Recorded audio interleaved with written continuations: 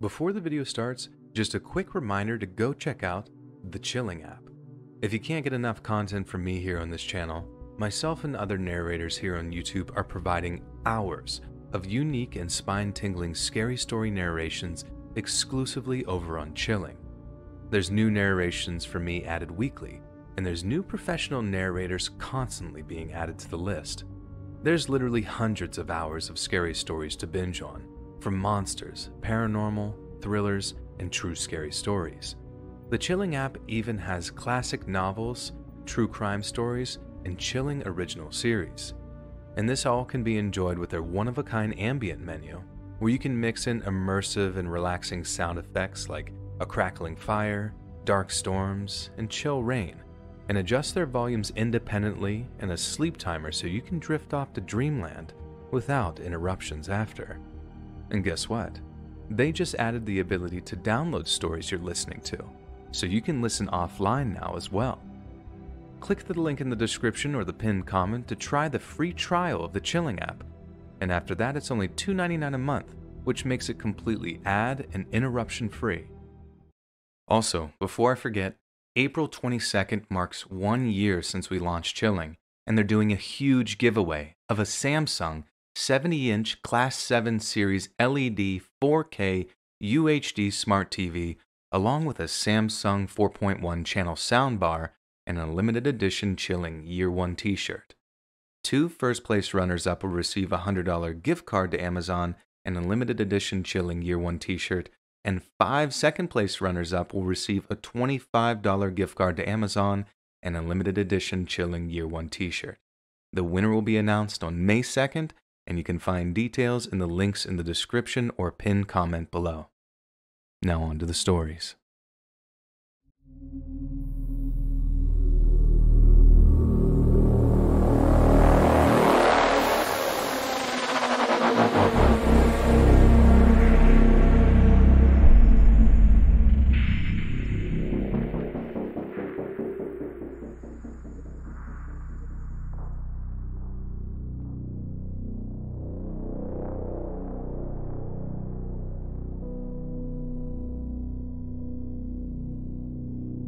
Randall Smith was raised as an only child in the small town of Petersburg, Virginia. The townsfolk remembered his mother as a nice lady who kept to herself, earning a living in a laundry room at the Giles Memorial Hospital. But, for some reason, for the first few years of his life, Randall's mother chose to dress him in girls' clothing. We can only speculate as to the effect this had on the young man, but what we do know is that his schoolmates would later describe him as something of a loner, as well as a habitual liar. He often told tales of money he didn't have or of spurious-sounding adventures he'd been on. This led his peers to calling him LR, an acronym standing for Lying Randall. During his youth, Randall would often go walking the Appalachian Trail alone, finding solace in the rolling hills and deep primordial forests. After high school, Randall earned a living doing odd jobs around Virginia. Some might have fretted at the instability, but Randall relished it, as it gave him the freedom to ramble where he liked. And just like in his youth, he would spend the majority of his spare time wandering the Appalachian Trail, sometimes disappearing for days at a time. The trail stretches for just over 2,000 miles from Georgia to Maine and attracts thousands of hikers every single year, most of which see the trail as a kind of rite of passage for serious hill walkers. Most use the trail as a means of escaping their busy workday lives, taking comfort in the peace and serenity of nature. But at times, there have been a number of hideously violent crimes committed in the area. Perhaps the most infamous being the 2008 abduction and murder of Meredith Emerson by a psychopath drifter named Michael Hilton, which took place in a region known as Blood Mountain.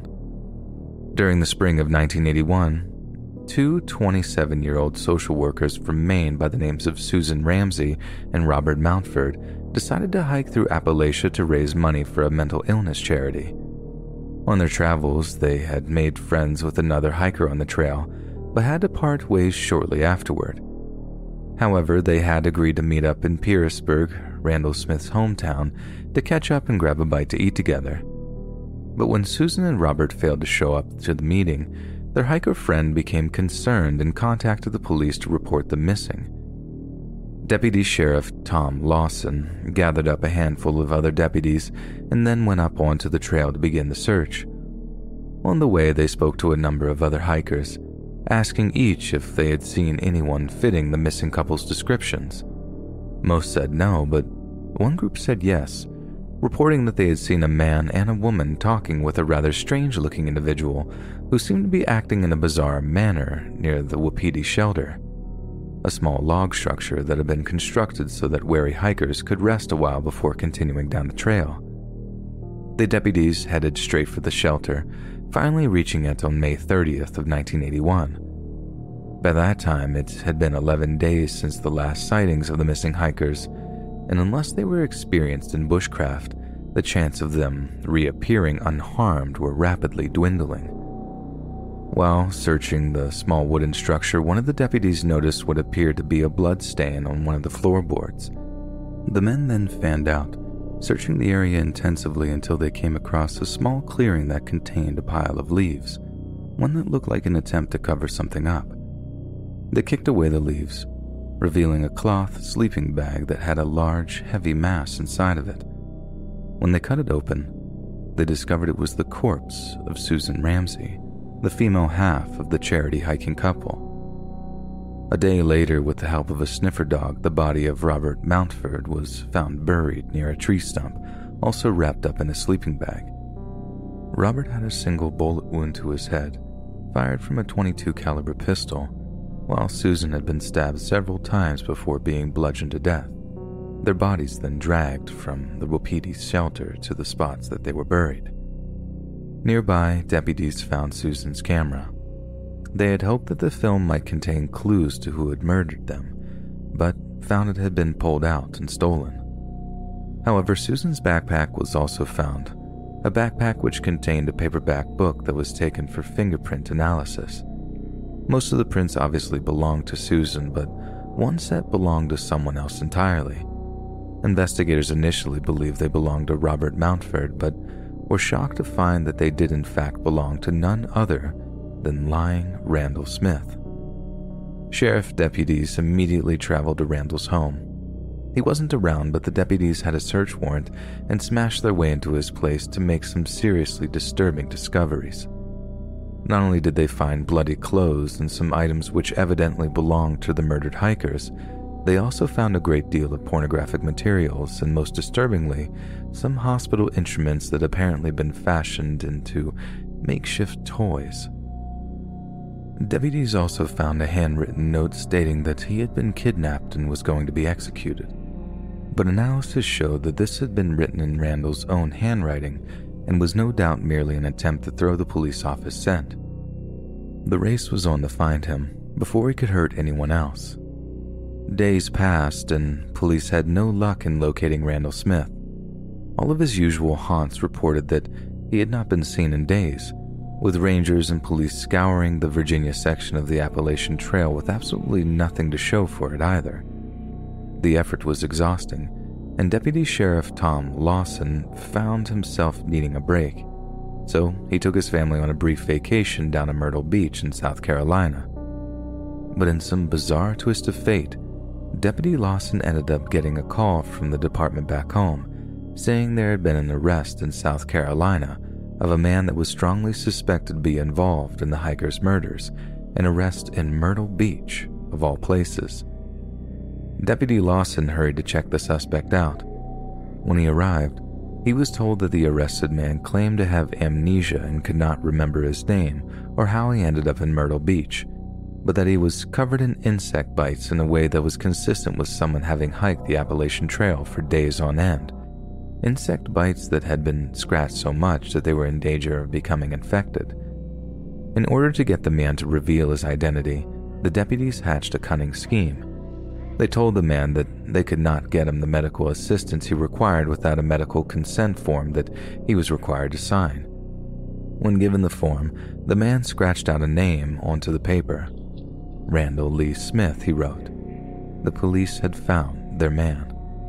Randall Smith was just 27 years old when he was extradited back to Virginia on charges of first-degree murder. At first, it seemed as if Randall would get the death penalty if convicted, but in a strange turn of events, he accepted a plea bargain that resulted in him getting a 30-year sentence instead of being executed.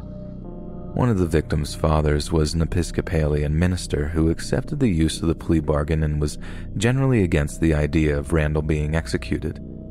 It was also thought that the plea bargain was the better option, seeing as there was a complete lack of motive in the killing, with prosecutors believing that this would weaken their argument in the event of a trial. The resulting reduced sentence caused outrage among the local community and fury among hikers nationwide. Out of a 30-year sentence, Randall Smith only ended up serving 15 and was released in 1996 after reportedly being a model inmate who never caused any problems in prison. He walked out of prison a self-confessed murderer but a free man and returned to Petersburg as a pariah.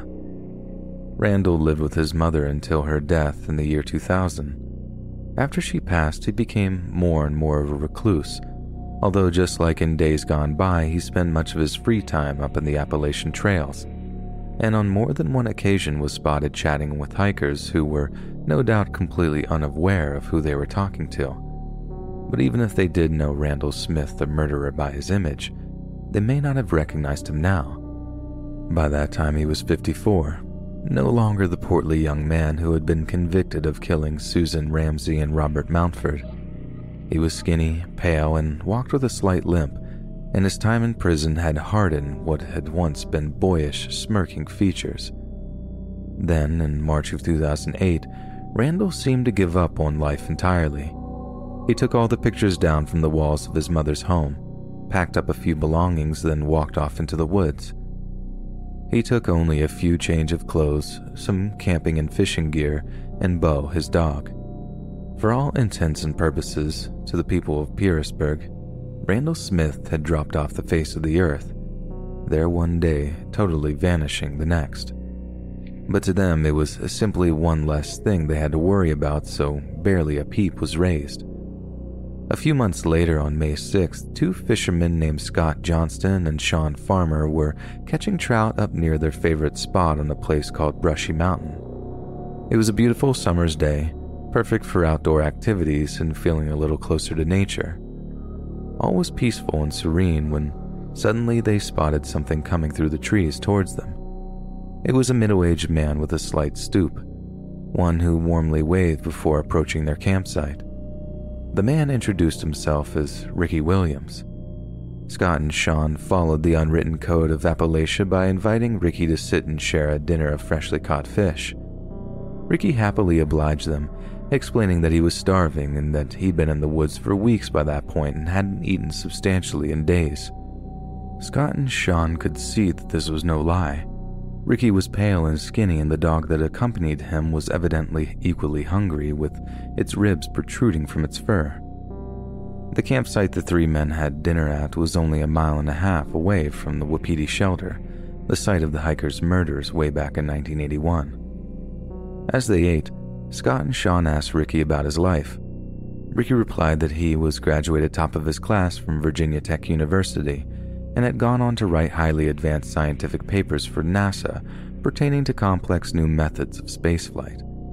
He also claimed to be extremely wealthy, owning multiple homes in Florida and South Carolina where he would spend time with his wife, who was a runner-up in several Miss USA pageants. Scott and Sean listened skeptically, recognizing that the man's appearance and his tall tales about a high-flying career were most likely a complete fabrication.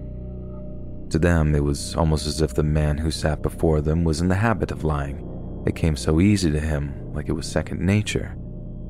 As the hours passed and the sun began to dip below the horizon, Scott and Sean began to wonder why their guest hadn't started to make a move back to his own campsite, which was apparently a few miles further upriver. One of them made a comment that he better head back before the inky black of night had truly descended.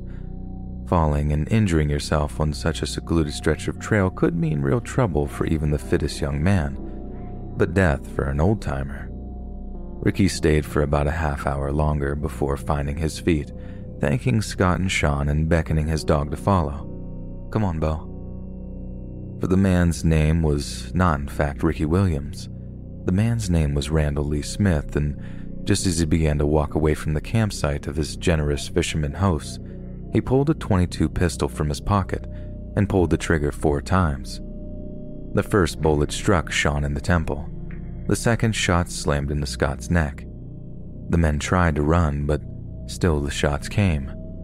The third tore into Sean's chest cavity, while the fourth hit Scott in the rear of his neck. Blood poured from wounds caused by red-hot lead having ripped through their bodies, but still the fishermen hurtled into the woods for safety. Scott had managed to find cover behind a tree as Sean reached his truck, parked in the grass just a few yards away. But as he climbed into the cab of the vehicle and slammed the door behind him, he saw the face of Randall Smith through the window to his left. Randall raised his .22 pistol, pointed it at Sean's head, and once again pulled the trigger. But no shot rang out. The gun hadn't fired. Randall Smith had run out of bullets. As the potential murderer began to reload the .22 pistol, shotgunned the truck's engine and put the pedal to the metal, screeching towards a nearby road with a bullet wound in his head. When he found the road, his headlights illuminated a figure standing in the middle of it, but it wasn't Randall Smith. It was his fishing buddy Scott. He had survived his wounds and had cut Sean off at the road in order to escape. Sean threw open the passenger door and Scott dived in, still holding onto the open bullet wound to his neck that leaked fresh blood upon the upholstery. But although they were in the process of escaping certain death, their chances of survival were horrifyingly slim. Scott was bleeding to death from the wound to his throat. Sean had been shot in the head. The nearest hospital was over 30 miles away, and they were driving on an uneven dirt road in the middle of near total darkness. Their headlights, the only thing to guide them, in woods so deep they had no cell reception whatsoever. And to top it all off, Scott had left his truck behind with the keys in the ignition. There was every chance that Randall Smith was following them, having tasted blood, looking to finish them off. It took just 5 minutes for Scott and Shine to find a house with lights on inside, but to them, those 5 minutes felt like an eternity. As they pulled up outside it, Scott leapt from the cab of the truck and began to hammer on the front door, screaming for whoever was inside to call 911. The homeowner, a woman named Melissa Miller, initially thought it might have been some kind of home invasion and was reluctant to actually answer the front door. But when she did, she screamed for her 20-year-old son Randy to fetch some towels before calling 911. 20 minutes passed after the first 911 call and still no ambulance had arrived. There was a pile of blood-soaked towels sitting in front of each wounded man when Scott asked to use the Miller's family phone to call his mother and father. He believed with all of his heart that he'd never see them again, but shortly afterward an ambulance did arrive, and with it came a police officer. The EMTs tried to stabilize both men and ensure that neither would bleed to death in the Miller's family home, but it was impossible, and they soon called for helicopter support to airlift both men to a hospital for emergency surgery. Scott, still bleeding from his neck wound, was loaded onto one of the medevac choppers, by that point convinced that he was going to die. He could think of no other reason for such drastic measures. His life must have been hanging in the balance. His fishing buddy Sean had been shot in the head and chest, but it was he that was being airlifted. If his wounds were more serious than a straight-up headshot, he knew his chances of survival were bleak. As the helicopter took off, he felt his mouth filling with blood and heard one of the EMTs talking over the radio saying she didn't think he was going to make it. He felt himself slipping away and said that at one point he thought he was already dead. But as the helicopter landed in nearby Roanoke and a blast of downdraft from the rotor blades hit him as he was unloaded, he knew he was still alive. Thanks to the swift actions of young Randy Miller, who had not only helped with fetching towels, but had also managed to get a hold of one of Randall Smith's missing posters, the police knew who the shooter was. Later that night, a Virginia state trooper was driving along a road about 8 miles away from Petersburg when he spotted Scott's stolen gray truck going in the opposite direction. The trooper turned in the road, turning on his lights, and the truck picked up speed dramatically in an attempt to evade him. But in his frenzied effort to escape justice, Randall Smith ran the truck off the road and flipped it upside down. The trooper pulled up alongside the overturned truck with his gun drawn, while Smith was still strapped inside of it, the same .22 he had tried to kill Scott and Sean with lying on the ceiling of the truck cab just out of reach. The trooper caught a glimpse of Randall's eyes with his flashlight and later described them as the coldest he'd ever seen. In a chilling twist of fate, the unconscious murderer was then taken to the very same hospital that Scott and Sean had been airlifted to, and when he awoke, tried to claim the shootings were in self-defense. When Randall was well enough to be transported, he was taken to the medical wing of the New River Valley Regional Jail in Dublin on May 9, 2008. Then a few days later, a jail officer went to give Randall his dinner, but when the crazed killer didn't retrieve his meal, the officer called his name once, then twice, but there was no answer. The officer went to unlock the cell door, finding Randall lying unconscious on the floor in front of him.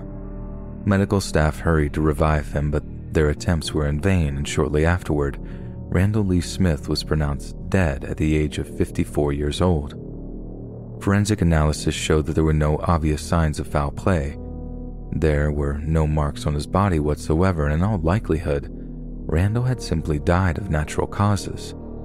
So distraught at the prospect of spending more time in prison, so disappointed that his victims had survived the attack and deprived him of the thrill of killing, that he had simply given up on living. His funeral service lasted just 30 minutes, and to avoid any angry displays by the local townsfolk, the service was only announced after he was buried. Randall was buried next to his mother while his dog, Bo, scratched into the dirt during the graveside ceremony. You may be pleased to hear that Bo has since been adopted and given a home with a loving, caring family who feed and walk him regularly. Perhaps the most terrifying thing about Randall Lee Smith is that it seems that there were absolutely no motives to his murders. Scott and Sean could well have been the kindest people Randall had met in his entire life, two people who shared food and warmth with a total stranger, owing him nothing, but giving nonetheless. In return, Randall tried to take everything from them in a sneak attack that changed both men's lives forever. It seems that Randall killed simply for the sake of killing because it thrilled him, because it made him feel powerful. There was no rhyme or reason to his bloodlust, and not even those who were kind and generous to him were safe. Mankind has long fabricated beasts, demons, and malevolent spirits that have only ever been confined to the page or screen. An attempt at creating a kind of uncontrollable fear, a simulation, one intended to distract us and comfort us, because the reality is much more terrifying. Real monsters walk amongst us, looking and sounding just like our friends, neighbors, and family. But they are not driven by love, and they are hungry.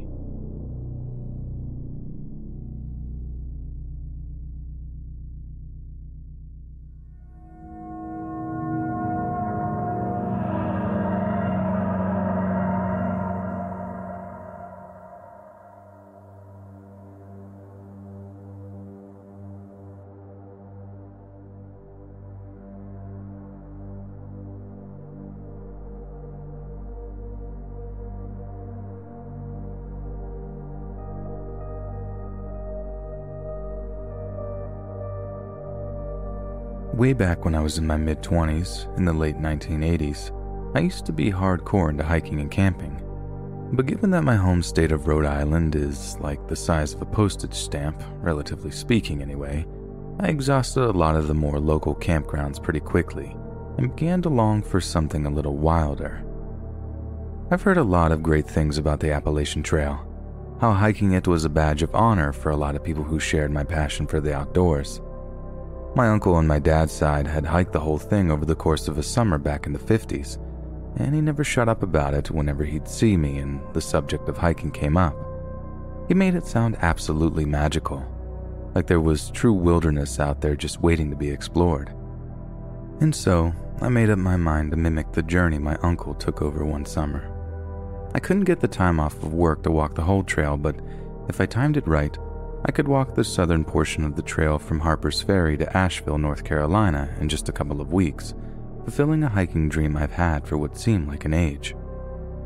Then, in the summer of 1989, I traveled down to Harper's Ferry by bus and by train with all my hiking and camping gear on my back.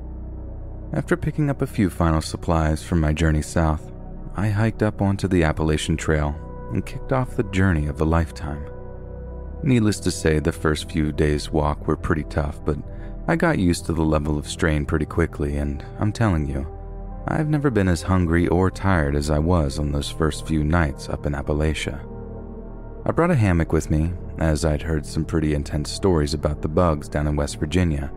Nasty little beasties with names like the assassin bug, which basically has a big spike for a mouth, or cow killer ants whose stings are so painful that they're said to have taken down an actual cow once or twice. That had to be pure rumor, but it was intimidating nonetheless. So every night after my day's hike, I'd take it out of my pack, unroll it, and tie it up between two trees before getting some shut-eye. It didn't make for the comfiest night's sleep I'd ever had, but I wasn't complaining, especially if it kept the black widows off me. But since I was out in the woods, most nights without cover, every little hoot or squawk from nocturnal animals would wake me up. It was irritating, sure, but it was part and parcel with being out there bonding with nature. So this one night, I wake up pretty sure that I'd heard something rustling in the leaves close by. I shift in my hammock, peering over my shoulder, and then feel my blood run cold as I see this big, dark shape looming over me. I froze for a moment, feeling my eyes adjust to the darkness, and I could tell that it was a person, just standing there, statue still, staring at me. In one fluid motion, I rolled out of my hammock and hit the ground running, bolting off into the trees. I didn't care who it was standing over me. Whoever does that kind of thing definitely did not have the best intentions, and I wasn't about to stick around to make small talk either. I ran a safe distance into the woods, caught my breath, circled around, and then started to sneak back towards my camp. My intention was to make sure it was clear before gathering up my stuff and moving on to a safer spot. I took it slowly, scanning the darkness for any sign of the shadowy figure, eventually finding my way back to my camp to discover it was completely deserted, with all my gear apparently untouched. I had this horrible feeling in my gut that whoever had been standing over me had just backed off to watch from a distance and would wait for me to come back and get my stuff before ambushing me. If they weren't there to steal from me, it was obviously something else they wanted, and I dreaded to think exactly what that was. But regardless, I managed to grab my stuff and get out of the area without anyone managing to sneak up on me. The next few days, I walked hard and fast, exhausting myself in my attempt to get as far away from the area as possible. After that, I figured I was safe. No one had bothered me during the previous few days hiking, so I figured I'd be okay from there on out. But I was wrong, hideously wrong. Every single night since that incident had me struggling to get to sleep. I kept picturing that person standing over me, just staring down at me in the darkness. I had no idea how long they'd been there or what they had in mind for me, and I was just glad that I'd gotten out of the area. But still, I didn't start to be able to feel safe again until I bought some fishing line from a sporting goods store in one of the small towns I passed through on my way down the trail, which I could then use to make tripwires that ran between the trees close to where I was camping. Then a couple of empty cans of beans strung together, and whoever snagged their foot on the wire would make the cans clank together, alerting me to their presence. I had one big scare when a fox snagged the line, and I rolled out of my hammock with a knife in hand, ready to take on whoever was about to creep up on me, only to see the furry little guy scurrying away into the moonlight. I did end up laughing to myself about that one, and after that, I stopped sleeping with my knife in hand because all it would have taken was one little slip and I'd be in a whole world of trouble. About a week went by, and I'd just about gotten over the whole shadowy figure in the night incident. I had to be almost 100 miles away from where it had taken place, and I'd had no trouble at all on any of the other nights, save the incident with the fantastic Mr. Fox that had just scared the life out of me. So, with the help of my little tripwire alert device, I just started being able to get to sleep without any trouble again. But that night, I woke up suddenly to find that I couldn't move properly.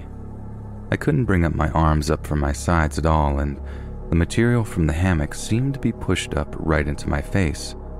I was cocooned by it, like the fabric was wrapped around my entire body. This is only just registered in my half-awake brain when I heard the sound of fabric snapping. Then boom, I hit the dirt, completely knocking the wind out of me. I had no idea what was going on, struggling to break out of the hammock, only I couldn't. That's when I felt the hammock being dragged across the forest floor.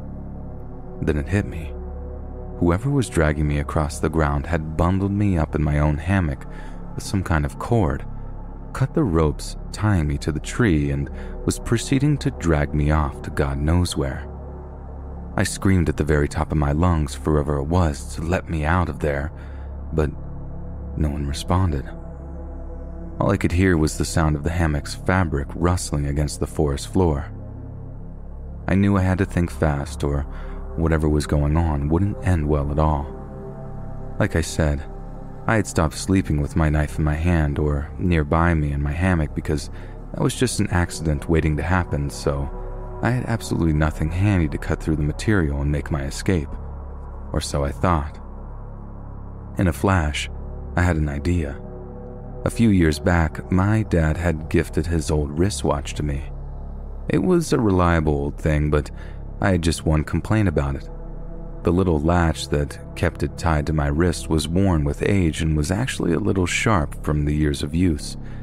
I'd managed to accidentally poke myself a few times with it in the process of picking it up or putting it on, and one time it actually drew blood. I knew what I had to do. I unbuckled the watch as quickly as I could, which wasn't easy considering I was getting dragged along the ground in the pitch darkness, and managing to pinch the sharp clasp between my thumb and index finger was even harder, but still I managed it. And when I did, I began to rake it against the fabric of the hammock.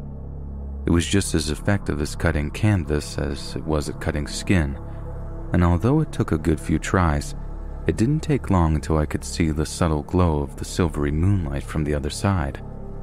I kept cutting, as quickly and quietly as I could, until there were so many cuts that I could rip myself out of the canvas cocoon like some terrified newborn bursting out of a womb. You'll have to excuse the analogy, but in retrospect, that's exactly what it seems like happened. I was born again that night. I got a second chance at living. Escaping that hammock meant life because I know that staying in it would have meant death. For the second time in about 10 days, I found myself bounding through the dark woods, only that second time, the terror in me dwarfed what I had felt the first time around. I don't even know how I managed to escape. Assuming it was the same figure standing over me the first night, they had somehow managed to track me for more than 100 miles and sneak past my tripwires. They were a far better woodsman than me, probably physically fitter too. I just know by the time I reached a house with its lights on, I turned to look behind me as I was banging on the door. There was no one else around. The family who lived there were kind enough to put me up for the night after I called the local sheriff, who came out in the morning to help me retrace my steps through the woods. We found my camp, but not the hammock, and although I told him everything in excruciating detail, I could tell he was skeptical of my story. He even suggested that I'd gotten lost and frightened in the dark and had just ended up jumping at shadows, maybe even had a bad dream that seemed a little too vivid because of the lack of proper rest, but I knew it was real. Just from the way my palms are sweating writing this back, I'm certain that night really did happen the way I remember it. I never did finish that dream hike. The next day I caught a bus back towards Harper's Ferry, then took the train all the way back to Providence, and I only ever told a handful of people who happened out in the trails. I figured not many would really believe me. They'd just think I was telling a campfire tale or something. I didn't tell my hiking uncle for the longest time. I thought that he'd just gloat or whatever, tell me that I didn't have it in me to do something that tough. But when I finally did share my story, I got a reaction that I definitely wasn't expecting.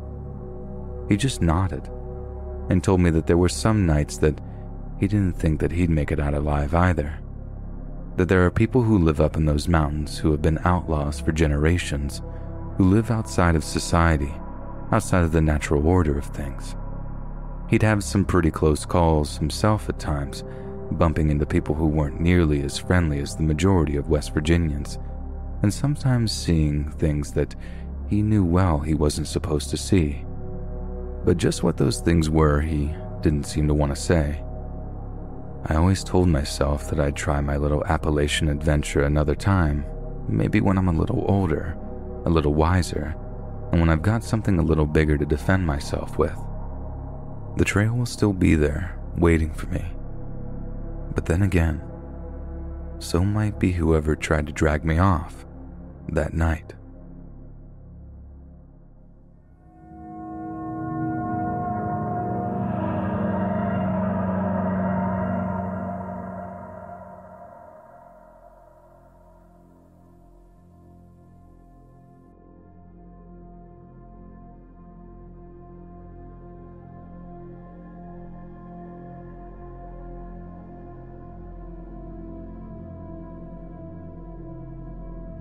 Geraldine Largay kept a detailed record of her journey along the Appalachian Trail during the summer of 2013 in a small black notebook. Due to her pace, she had adopted the trail name Inchworm, but for a slow walker, she had still managed to cover an immense distance, hiking almost 1,000 miles from Harper's Ferry in West Virginia with a close friend of hers named Jane Lee. George Largay, Geraldine's husband of 42 years, was driving ahead of them, arranging care packages and supply pickups for them, occasionally ferrying them to motels for the relief of a hot shower or a night in a soft bed. But on June 30th, as Jane and Geraldine reached New Hampshire, Jane was forced into an early end for an adventure due to a family emergency, but Geraldine insisted on continuing the hike. The trail was almost at an end, and she would not give up so easily. Jane would later say that Geraldine had a poor sense of direction, had taken a wrong turn on the trail more than once, and would become flustered whenever she made such mistakes. Then, while she was all alone, Geraldine ended up taking another wrong turn up in Maine, wandering into terrain so wild that it was used by the state's National Guard for military training. She kept writing after she lost her way. Even as her food supply dwindled along with her hopes of being found, she ended up waiting nearly a month in the Maine woods for help that would never come. Geraldine had left the trail in one of its most rugged sections, with thick underbrush and fir trees packed so tightly that the landscape became a maze of greenery. You step off the trail a little, then turn around, and it's very difficult to see where the path is, reported a volunteer who spends time doing trail maintenance in the area. If you didn't know which way the trail was, you could easily walk in circles for hours. Knowing she was hopelessly lost, Geraldine sought high ground in the hopes of getting a signal on her cell phone. Lost since yesterday, she texted her husband. Off trail 3 or 4 miles. Call police for what to do, please. She tried over and over to send messages, but none went through. In some trouble, another text George read. Got off trail to go to the bathroom. Now lost. She asked him to call the Appalachian Mountain Club to see if a trail maintainer could help her, but again, the message was never received. Around July 23rd, she set up her tent atop sticks and pine needles under a canopy of hemlock trees so thick that they obscured her from rescuers searching from the air. She tied a shiny silver blanket between 2 trees, possibly to attract attention, but the foliage was simply too dense for the blanket to be seen from the air. Geraldine was scheduled to meet her husband on July 23rd in Wyman Township, but she never showed. The following day, George reported her missing. Multiple agencies and volunteers would take part in the search for her, using horses and helicopters to traverse the tough terrain. Agonizingly, it would turn out that Geraldine was less than a mile from the trail itself, close enough that, in all likelihood, searchers had probably passed by her campsite without actually realizing it. Infuriatingly, the rescuers were bombarded with a number of false tips regarding the missing woman's whereabouts. Some purported that she had been murdered and strung up in the trees, saying that they'd seen her with sketchy-looking men who might have intended her harm, with others suggesting that she had fallen in a river and drowned. A number of psychics called to report visions of her, including one who incorrectly insisted that she had broken her ankle. Other psychics injected that they were contending that Geraldine had been spotted at a woman's shelter in Tennessee. This actually diverted valuable resources away from the search with accusations that her husband was a batterer, when in reality he had never laid a finger on her for the entirety of their marriage. Her last entry reflected a strikingly graceful acceptance of what was coming. "When you find my body, please call my husband George and my daughter Carrie," she wrote. "It will be the greatest kindness for them to know that I am dead and where you found me, no matter how many years from now." It would be 2 years before a logging company's surveyor stumbled upon her campsite and remains, solving a mystery that had tormented her family and defied teams of experienced searchers. Miss Largay, a retired nurse from Tennessee, had survived a month on her own, longer than many old backwoods hands thought possible, before dying of exposure and starvation. Her dead body was found on October 14, 2015, still inside her sleeping bag, in a campsite that she had kept tidy until the day she passed away. Around her lay her final belongings, including a blue and white bandana, a rosary, birthday candles, lighters, dental floss, a sewing kit, and 2 water bottles, one still containing water. 2 weeks after she was found, Geraldine's family visited the area in which she tragically lost her life. They left a white wooden cross, decorated with messages etched in black marker, one written in a child's handwriting saying, "I wish you were here." It is quite simply terror-inducing that even in a country as populated and settled as the United States, a person can still go missing on a simple mountain trail and vanish almost without a trace, only to be found months later having starved to death in a country where there is such abundance of sustenance and civilization. Humankind has tamed more and more of America since the nation's founding, but it seems that some particular areas of the country will always be wild.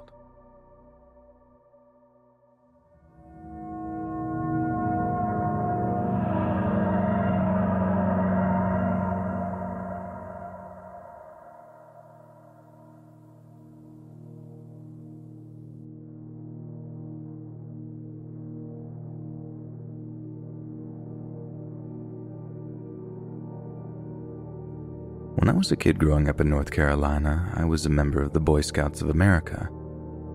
I know it might seem corny, but my time in the Boy Scouts honestly made for some of the fondest memories in my childhood. And as much as my friends these days like to make jokes about the deviant proclivities of my former scoutmasters, nothing remotely weird or unsavory ever happened with any of them.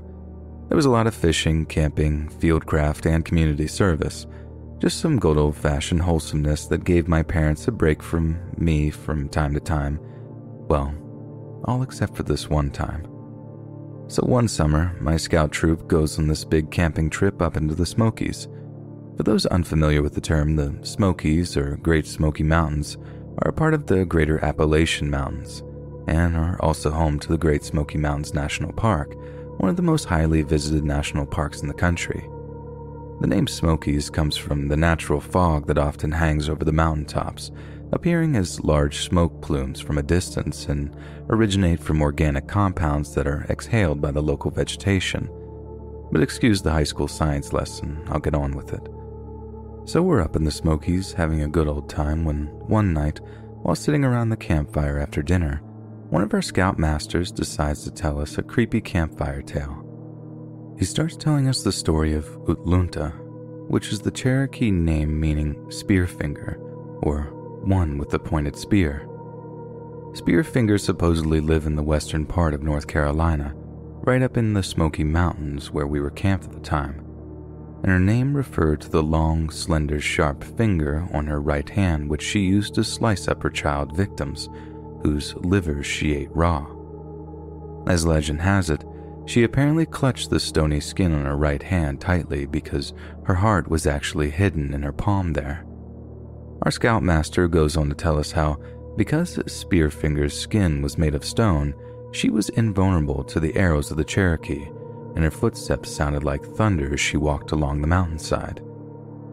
Whenever her deep voice rumbled around the hillsides, it would scare all of the birds away, a warning sign to those she was hunting as she sang her favorite song, Ue La, Tutsiku, or Liver I Eat.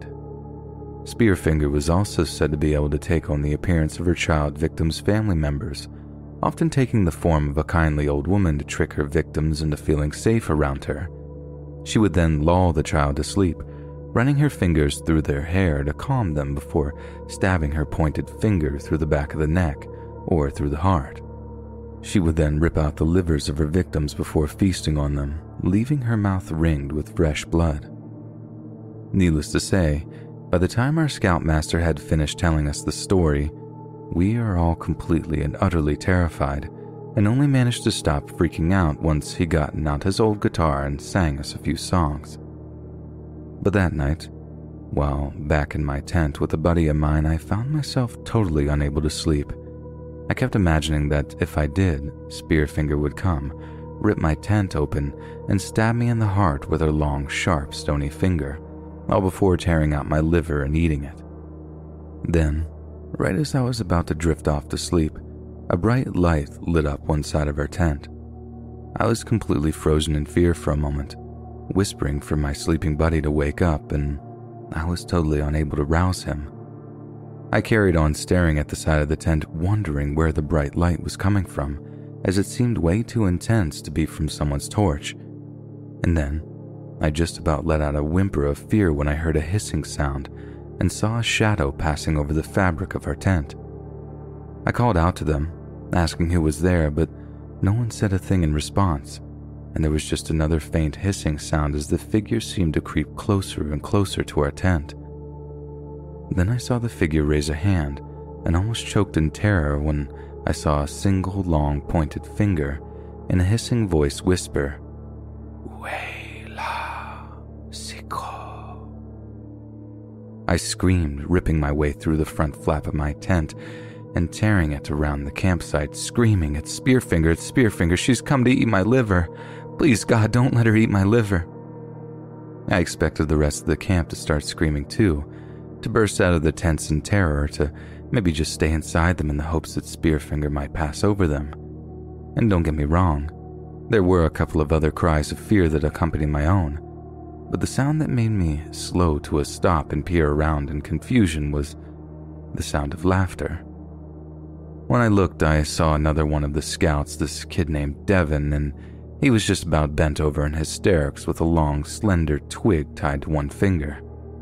I must have been boiling with rage at that point, but Devin just thought that was extra funny, waving the long wooden twig at me and making that same hissing sound again before bursting into laughter. I swear that was probably the most scared and embarrassed I ever was during my entire childhood, and all because that little idiot Devin decided to pull a prank on me. Ever since then, I've never been able to hear the words Smoky Mountains without remembering that Boy Scout camping trip, even if it does make me kind of smile these days. But what doesn't make me smile is seeing liver in the deli section of a grocery store, because all I think about sometimes is the idea of Spearfinger hushing a child to sleep, stroking their hair, singing them a little lullaby with the voice of their grandma or favorite aunt, all before ripping out their liver and feasting on it, with her stony skinned lips ringed with dark, fresh blood.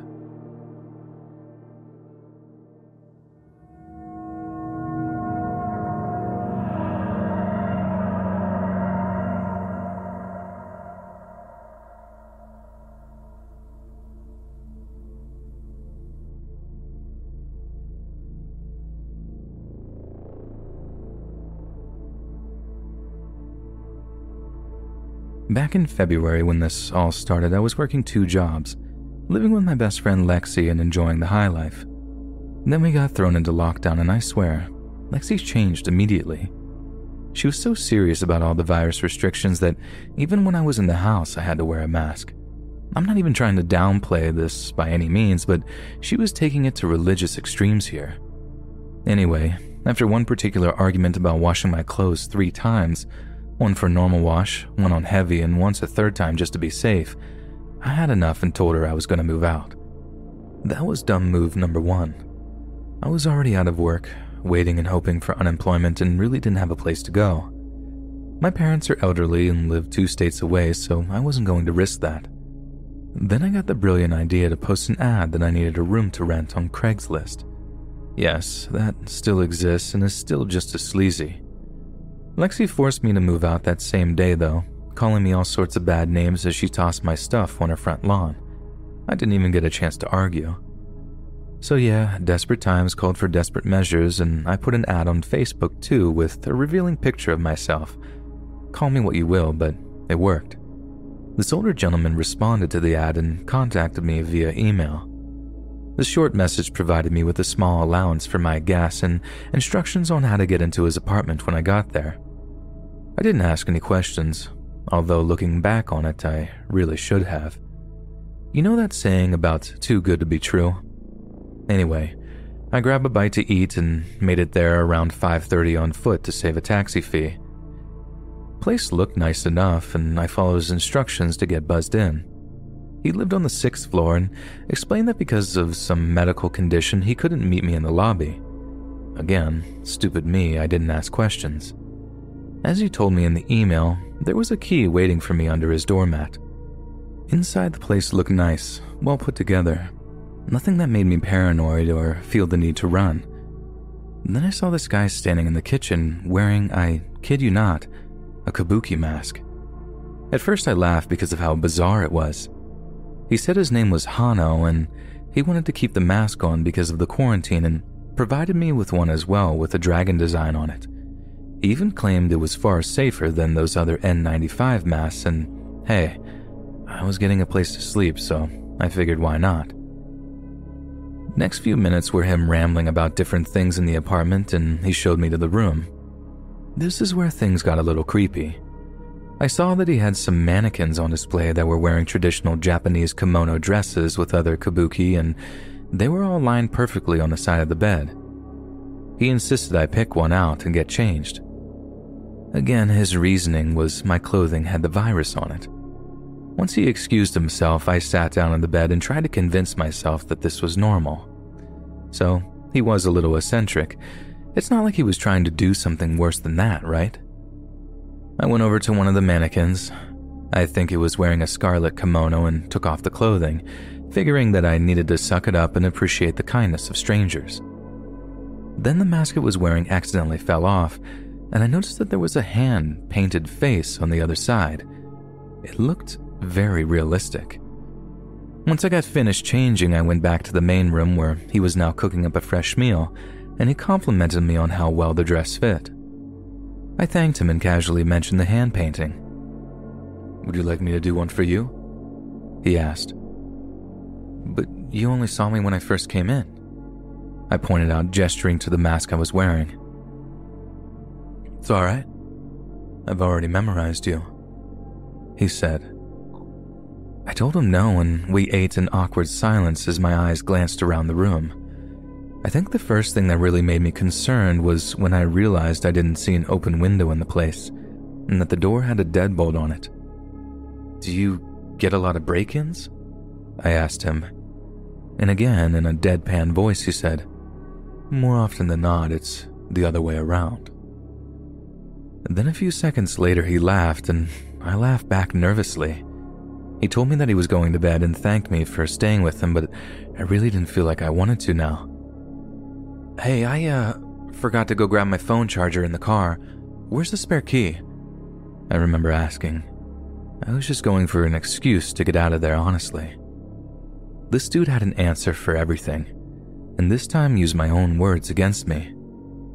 "Crime is bad, and it's getting late. You can borrow one of mine and go in the morning."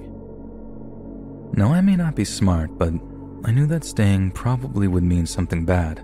I got a sixth sense about it, you know? "I have an iPhone.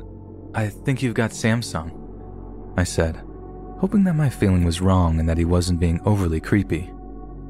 Again, a dead stare and serious voice. "You're not leaving." He said something in Japanese a second after that and clapped his hands. I don't know why I've never noticed that he had some of those sensor lights, and it got dark in the room a second later. My instinct was to scream, but he placed something over my mouth and I felt immediately faint. but somehow I managed to not black out and I elbowed him right in the gut. Everything happened so fast after that. I turned around and grabbed what I think was his head and demanded that he tell me where the key was. I felt something smash against my side. I think I kicked him and managed to hit the wall where the light switch was. I flipped it back on and saw that he had fallen over the couch and one of his ornate antiques had smashed. To my thanks, it was also where the spare key was hiding. I grabbed it up and ran to the door as I heard him cuss something in his native tongue again, but I never looked back. When I got downstairs, I told the lobby I needed an Uber stat. I didn't care about money, I just wanted to leave. I saw the elevator moving downward as I raced out the door, and maybe it was my mind playing tricks on me, but I heard Hano ask the receptionist where I went. When I got far enough away from his apartment, I texted Lexi and begged her to let me back with her. I promised I would never complain about all our quarantine rules again. I told Lexi the whole thing when she did a little digging, and the icing on top of this creep cake is that the guy apparently had been doing this for some time.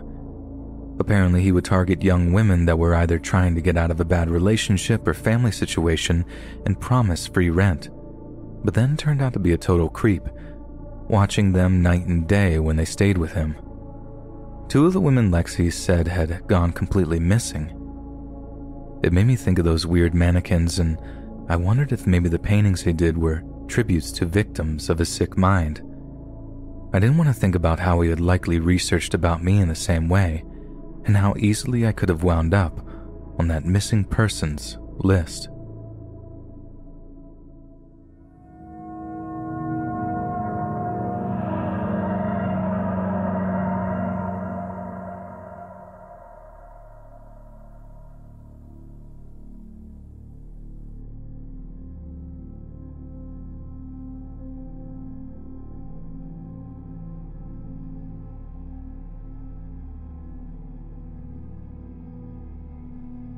I've been told to share this story online a dozen times and just never had the guts.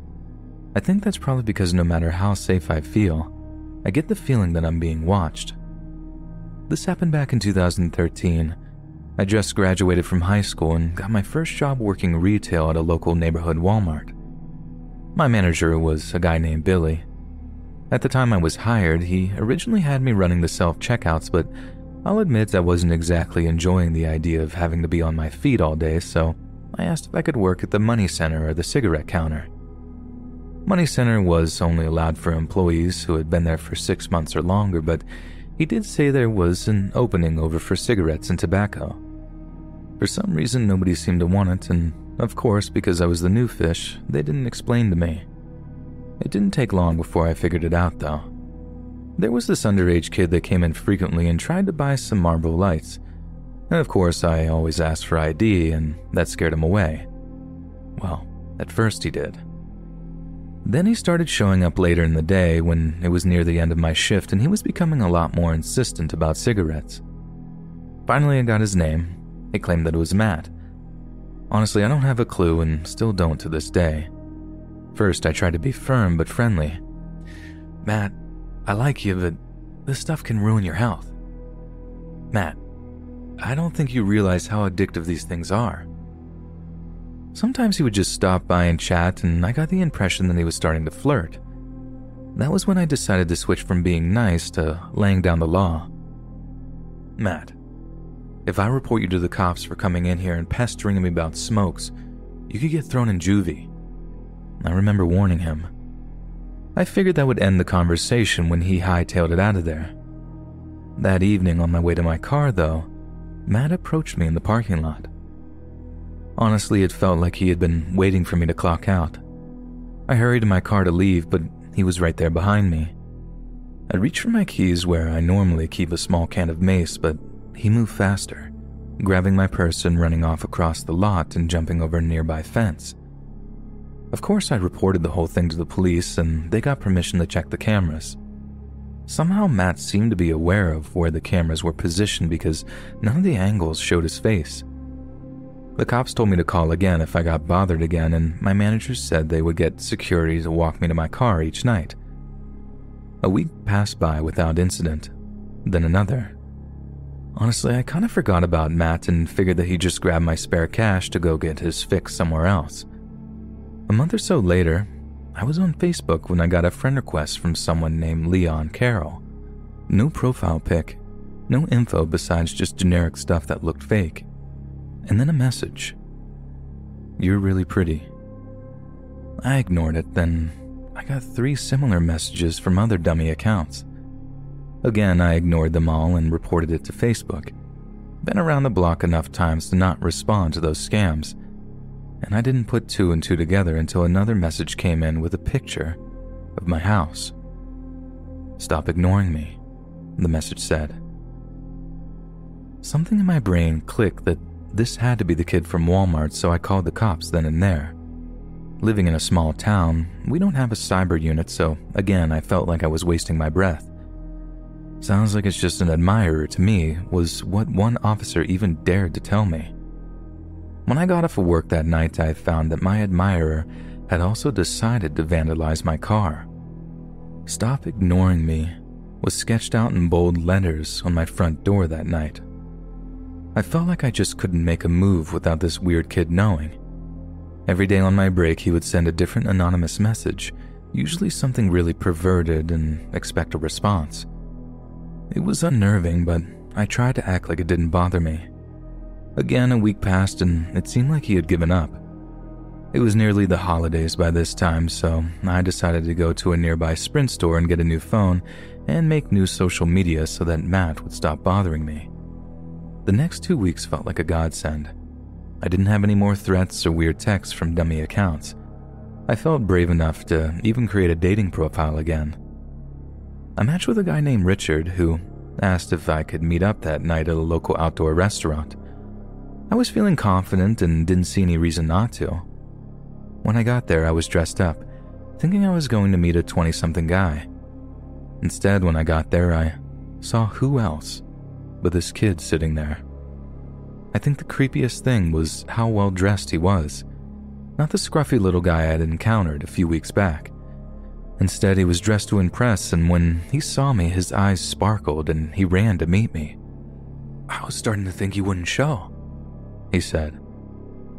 "Matt, what are you doing here?" I asked. He started rambling about how he had misjudged me, started apologizing about all the weird messages and explaining he was having a difficult time talking to girls. "I just want to be normal. Can't we just have that?" But my red flags were brighter than ever. This kid was not stable. He was trying to say all the right things to me, but I didn't want to spend more than even a minute there with him. Somehow I managed to convince him that I was going to freshen up in the bathroom, and when I got there, I dialed 911. They got there about 6 minutes later, and I remember hearing Matt screaming and trying to fight them when they told him that he had to come with them. Later on, I found out that he actually had brought a knife with him because one of the officers said that he had tried to pull it and they tased him. He was sent to juvie, just like I predicted. I later found out that he was staying at the local homeless shelter and apparently kept a whole binder full of photos that he had taken of me. Some of them had weird love notes attached as well. Honestly, I feel sorry for the kid. He started out awkward, and I thought maybe being friendly would have been the answer to make him get on the right course. But after that, I stopped working the cigarettes counter and got a new job at the hardware store across town. Sometimes I forget about him altogether, and then sometimes I still get anonymous messages, and it truly triggers me.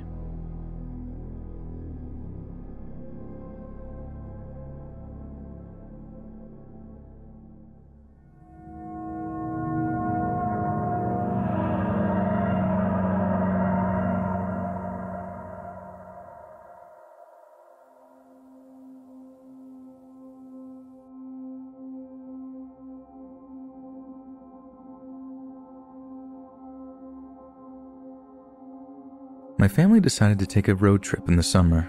Restrictions were lightening up in our state, and we really were sick and tired of being cooped up. So my wife suggested we surprise her folks upstate and drive to see them. We were about an hour into our trip when we ran into some highway construction outside of Galveston and had to take a detour. Traffic was bad, I was angry, the kids were whiny, and I remember pushing my foot down on the pedal and flooring it to go around a couple of cars at one merge to get going. "Daniel," my wife chastised me about it right after it happened. Split-second impulse temper, I guess. Anyways, as we went down the highway, I pointed out that a black Ford pickup truck had decided to cut by and was coming up behind us. "Oh, so if they jump off a bridge, you would too?" she questioned me. I rolled my eyes and just focused on the road while she decided to take a short nap. I guess it was 20 miles later I noticed that the pickup was still behind us, and I thought that was a little strange. There had been enough gaps in highway merges that at least a little distance should have been made, but no, this driver had somehow managed to maintain closeness to us. I kept my eye on them for another 40, some sense of danger softly ringing in the back of my head, I guess. But then I had to pull over and get gas, so I figured that they would just drive on, and they did, and I chalked it up to me being just a little paranoid. As I got out to fill up, I asked my wife and kids if they wanted a snack and went in to grab something. When I came back, I think I felt like I was doing one of those classic double takes from the movies. This black truck was right behind us at the pumps, and not only that, a gentleman had hopped out of his cab and was apparently chatting with my wife. I walked over the snacks and smiled cordially at them, trying to figure out if I was just seeing things, but it was definitely the same truck. "Howdy, name's Mitch. I was just getting friendly with the missus here. Said y'all are headed towards Galveston?" he asked with a strong southern twang. "Yeah, family road trip. You?" "Oh, just about the same." "Nice. I figured that was the case since you've been behind us a while." I was hoping to catch him off guard, but the man just gave a short laugh. "Didn't mean to, but I guess that's what happens. We've been on each other's tails since you decided to cut everyone off at that last interstate turnoff, huh?" "That sounds like an accusation," I blurted out. My wife later chided me for antagonizing the man, and maybe I shouldn't have, but he was definitely giving off some very strange vibes. And this was before things got crazy. He didn't take the bait when I said that. Instead, just tipped his hat and waltzed back to his truck, and I got an earful from Brittany. "I mean, he scared me at first, but I think he's just a little lonely," she offered. "Right. Well, he can go make friends somewhere else," I said as we drove down the highway again. I felt like I couldn't get away from the truck fast enough. About another hour passed by, and my wife was checking her social media when I noticed she got this frown on her face. "Something up?" I asked. I had all but forgotten about the strange encounter. It's just kind of weird. Remember that driver we met a while back? He just sent me a friend request on Facebook." Well, delete it," I said bluntly. She chastised me again, but I was serious. Something didn't feel right. I checked to see if he was following us, and Brittany got on to me for being a worrywart. "He's not a serial killer," she teased. But she listened to me and blocked him on Facebook. We were halfway to our destination and decided to stop and get a bite to eat when he showed up again.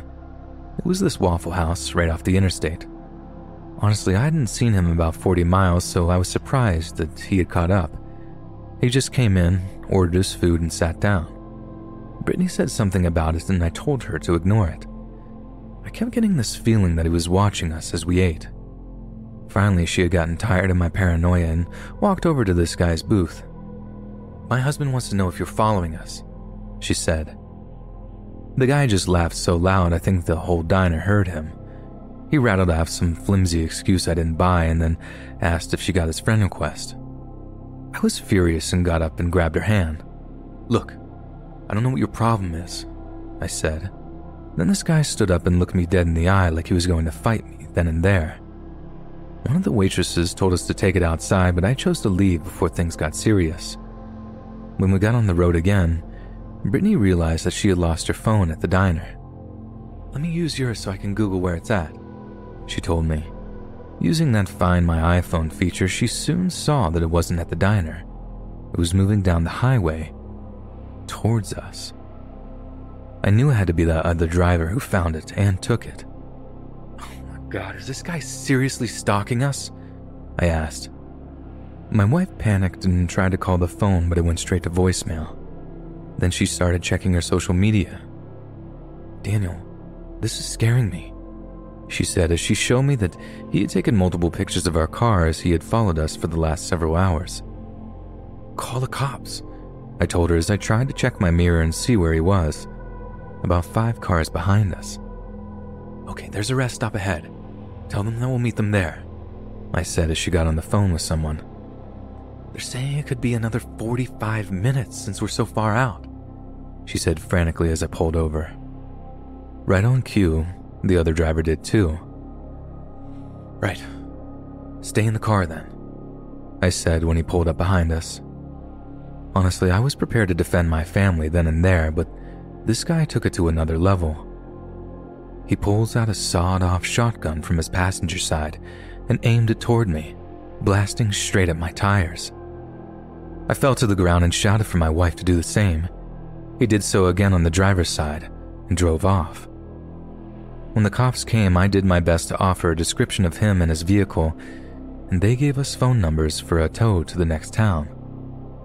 We made it there a little after dinner, and honestly, I was so shaken and rattled by the encounter I just wanted to go home.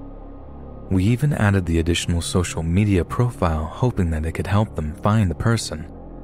And a few days later, they told us that they had found the vehicle. It had been abandoned somewhere, and apparently it was registered as stolen. So we had no clue who this guy was. Worst part about this whole story is that it's not really over. Every so often, my wife will see pictures of our car on social media, and know for a fact it's gotta be the same guy.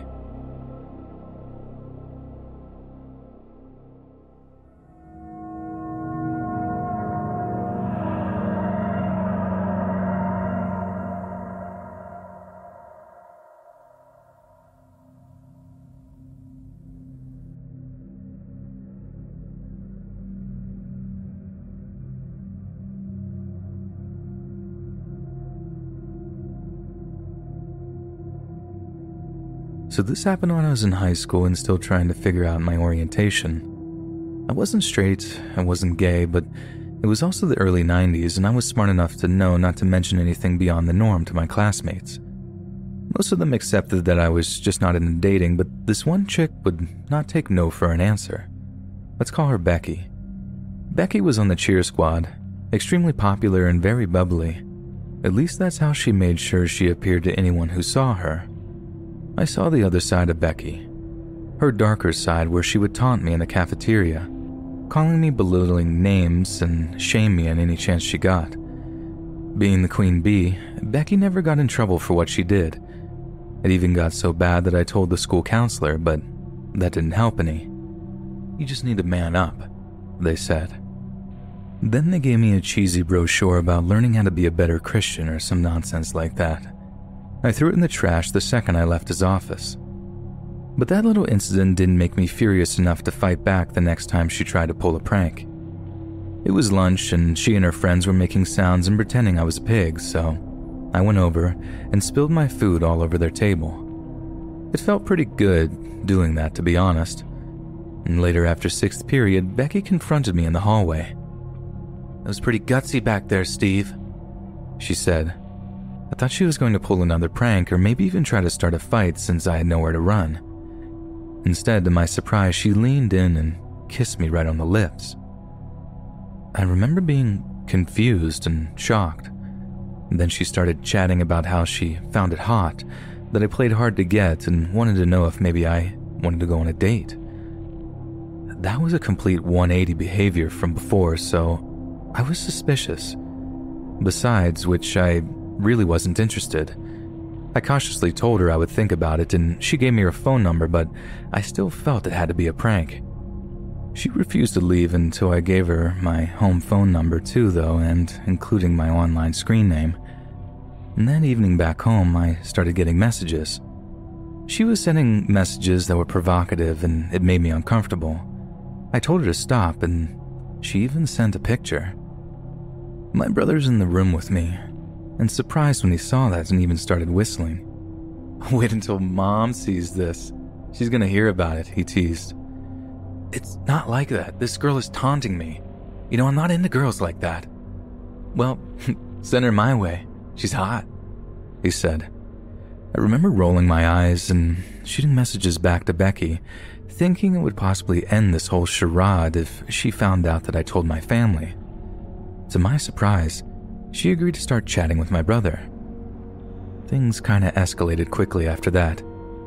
Becky became my brother's girlfriend in less than a week and was over to our house 2 or 3 times during the week for study sessions. My parents weren't the brightest bunch, but insisted that I chaperone them. Often that still led to them making out with each other, and every time they did, I got this really creepy sensation that Becky was putting on a show, like she was just pretending to like my brother to make me jealous. Sometimes I saw her look at me as she would grind on him. I would tell them to stop, and they would both giggle and tell me I didn't like it, I could just leave the room. I warned them I would tell Mom and Dad, which of course infuriated my brother, and he shoved me out after that. I held true to that though and ratted them out. Becky could only come over once a week after that. At school, she kept up the acting. She was interested in me though, sending me dirty messages over instant messenger telling me to not show anyone, especially not my brother. She also warned me if I did say something, she was going to tell the whole school that I was coming out as trans. No, this was the Deep South, by the way, and at that time, coming out like that would be a death sentence, and I felt trapped. I couldn't tell my brother, my parents, and the school wouldn't listen, and Becky just kept making things worse. This went on for about 2 months. She would try to make out with me every day at school, and I would manage to get away or hide in the restroom till next period. And then when she came to see my brother, she would flaunt herself at me. I tried to tell my brother that she was obviously obsessed with me, but he said I was imagining things. Things came to a head at around Halloween. There was a dance that the whole school was attending, and my parents were also going to be out of town. I got sick before the dance and stayed home, and my brother went to go pick Becky up while I laid down. Now the next part I can only say happened per what my brother told me, but apparently Becky started acting weird at the dance and said that she felt sick. Then she slipped away to the restroom. Well, he got impatient and went to find her and discovered that she had left the school entirely. He told me he drove back home not thinking much of it. Maybe she was really sick. Then when he got home, he saw that our front door was wide open. He woke me up after that and told me that we had a break-in. We called her mother and father, and they told us to check their home security system. I remember my brother was pacing the room as he was on the telephone with her mom and dad, and his face went white as a sheet. "What is it?" I asked. "It was Becky," he explained. I didn't understand at first why she would break in, but he explained that according to Mom and Dad, she had brought a camera and came up to my room where I was sleeping and just took pictures of me, like for about 20 minutes until my brother got home.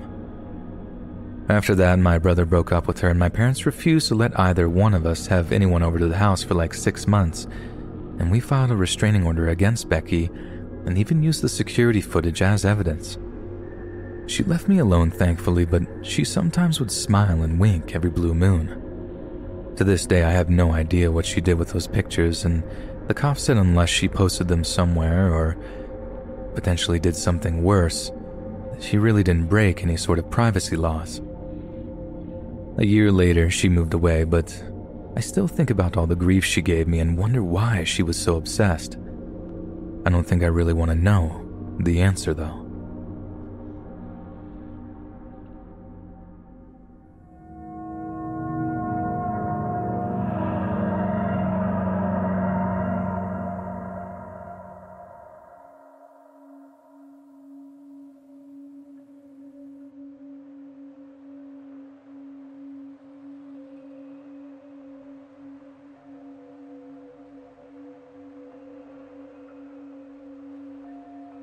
All those posts on my Facebook feed about New Year's resolutions have had me thinking about an experience I had a few years back that I still have a hard time dealing with emotionally.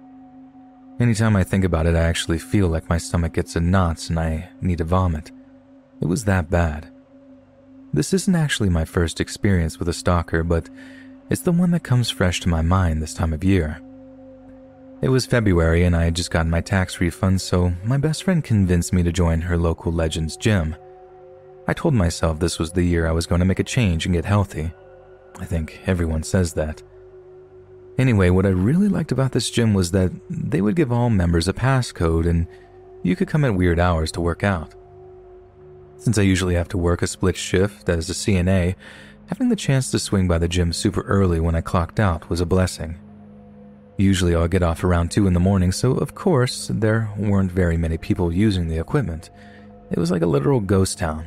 A little creepy though, especially since they had obnoxious 80s music constantly on repeat throughout the entire building.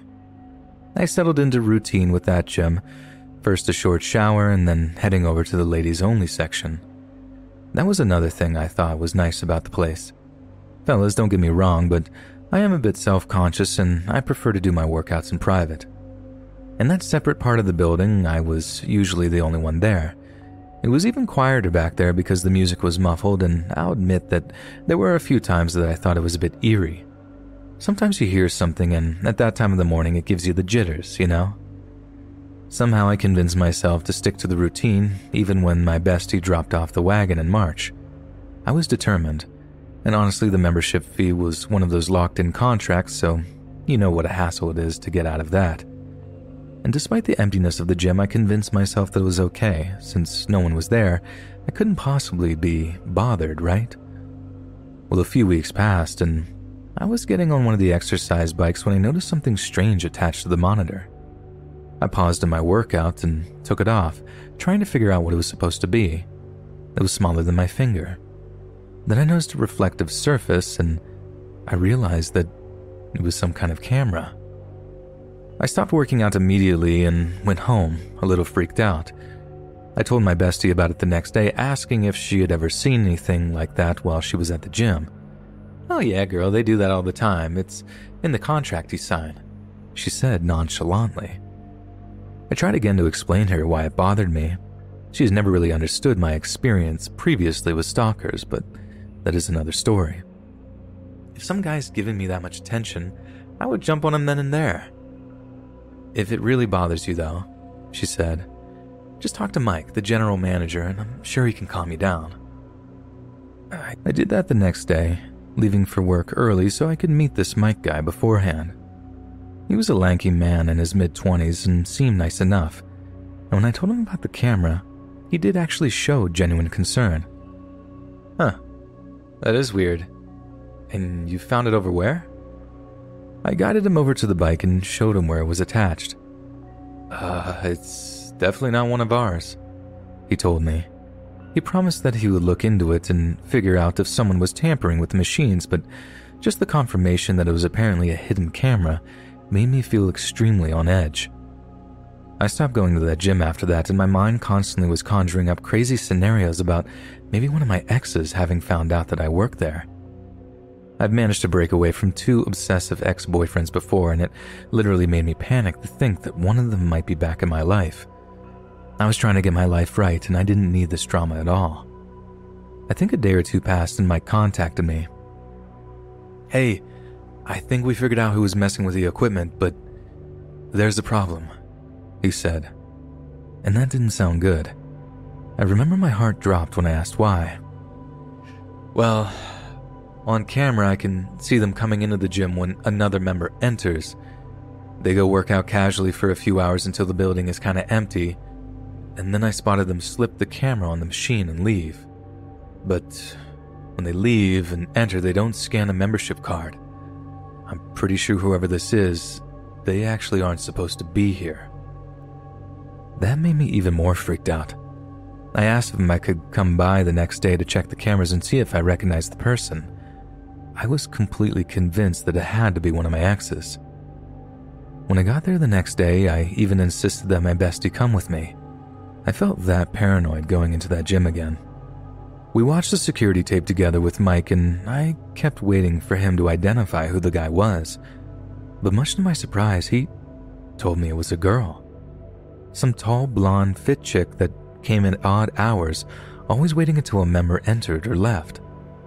I didn't recognize her at all.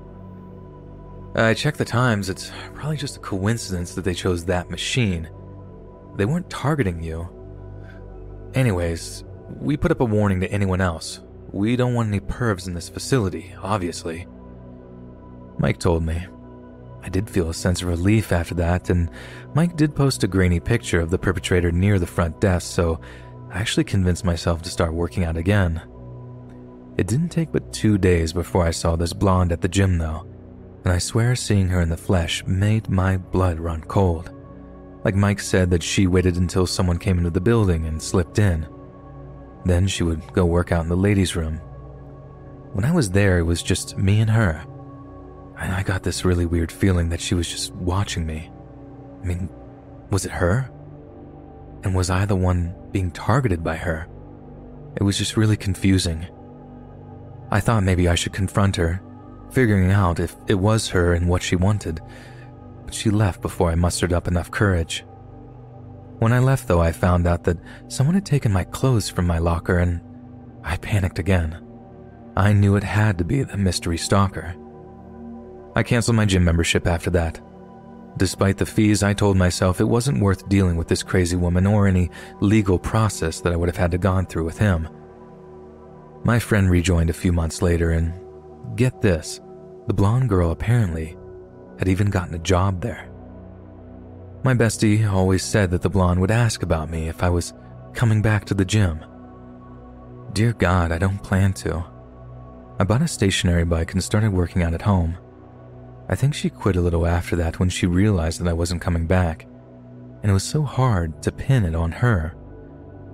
I still wonder what she was doing, why she was constantly filming me, and whether I should still be on edge.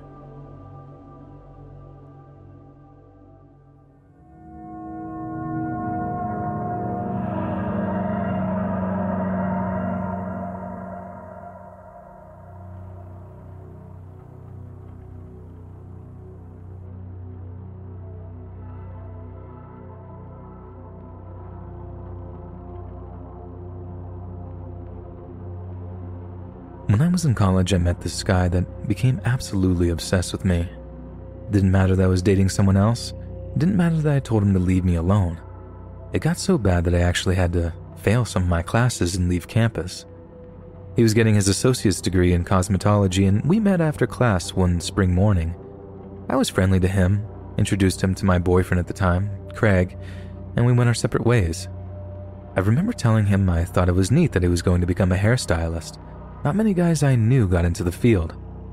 He was a little awkward and shy, clearly still didn't know how to talk to girls, but he thanked me and said he hoped to see me in class soon. That night he sent me a friend request on Facebook, and honestly I didn't see the harm in responding. His profile said that he was from the same neighborhood as me growing up, and I decided to be friendly and ask about his family. He responded almost right away, teasing that I had stalked his profile and said that he grew up almost a block from where my parents lived.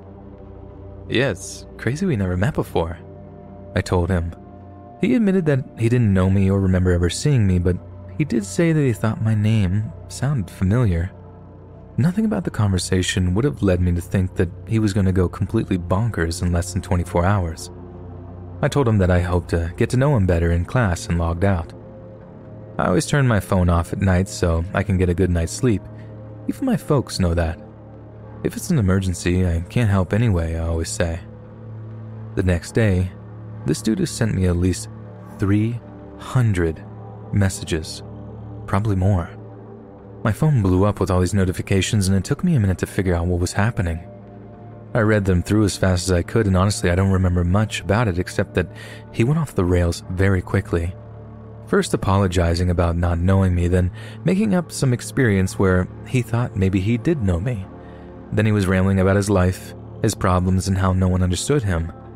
I was beginning to feel he was mentally unstable, if the plethora of messages wasn't already evidence enough. Late in the wave of texts, he was becoming angry that I wasn't responding. He was so mad that he started threatening me, my boyfriend, and even my parents. Rambling about how he knew that I was a pathetic excuse for a daughter, that I would never amount to anything, and that I should just give up and die. It freaked me out so bad, so I just deleted and blocked him immediately. I told Craig about it and he told me not to get too worried. I'll stay with you when you go from class to class. We have the same schedule, so if this weirdo does try something crazy, I'll be right there, he told me. That sounded good and all, but the next day, Craig had to go see about his car. He was never good at keeping his word, so when I went to class, this dude followed me the whole way. He kept his distance and didn't say anything, but I knew he was following me. He sat behind me in the seminars we attended too. I mentioned to the teacher, not wanting to cause any problems, just that I was freaked out. The teacher actually had the audacity to call him out right there in class in front of everyone and tell him to say that he would stop bothering. I felt humiliated and frustrated because I knew this guy was borderline sociopathic from the texts I had gotten, and immediately after class he confronted me, asking why I ratted him out. Thought we were friends, he told me. I tried to make him leave me alone, told him that his messages scared me a little, and he just became more irritated. He even tried to follow me into the ladies' restroom. I remember he was cursing and getting angry, banging on the door and telling me he just wanted to talk.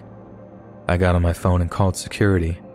The college made a big fuss about it because when the officer did come, this dude lied his way out of stalking me, claiming that I had stolen something from him. He had pictures of this necklace that he said he had given to me as a gift, said that we were dating and I decided to break it off and flush the necklace down the toilet. I tried to tell college security that was all a lie, but this guy was really convincing, so they punished me instead. I had to miss 2 days of class due to a disciplinary suspension. That actually went on for a few months. Craig would always have something to do the days that this guy would follow me around campus, and he knew how to lie his way out of any situation. It was unnerving because no matter where I went, he was there too. He was smart enough to not ever bother me when anyone else was around, but when I was alone, he would always try to get close to me. One time he grabbed me and pinned me to a wall. I think he expected I was going to scream or something because he smiled and said he liked when I played hard to get. Only thanks to 2 girls walking by did he let me go. I usually would have to go hide in the bathroom until it was time for my next course, and even then he was just standing there waiting outside. Eventually it got really bad because he had convinced a lot of people at the campus that we were sleeping with each other. Like I said, this guy was cunning. He was a good student, never got in trouble, and he was very convincing. Even Craig almost believed that story because somehow the guy was photoshopping me into pictures with him on Instagram. It was almost the end of semester by this point, and I had enough, so I found an excuse to use some sick time and stay at home until time for finals. But this guy actually came to my dorm and tried to get in. And this was the last straw for me because even after I managed to prove to officers that he was the culprit, he managed to smooth talk his way out of trouble again. Craig was the one who suggested I should drop out and finish fall classes, so that's what I did. I changed my number and moved back in with my parents. I think sometimes after that night, this guy would try to sneak over and see if my window was open because I caught a figure on the streets a few times late at night. But eventually, after my dad bought a home security system, he stopped. It still rattles me to this day to think that I was this close to getting really, really hurt.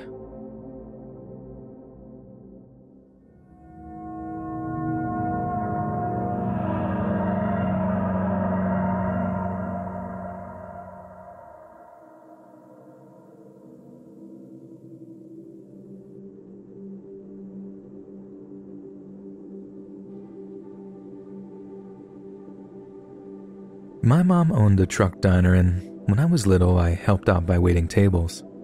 All the drivers that would come through would always call me a little lady, and it made me feel like I was being responsible, and Mom seemed to appreciate it.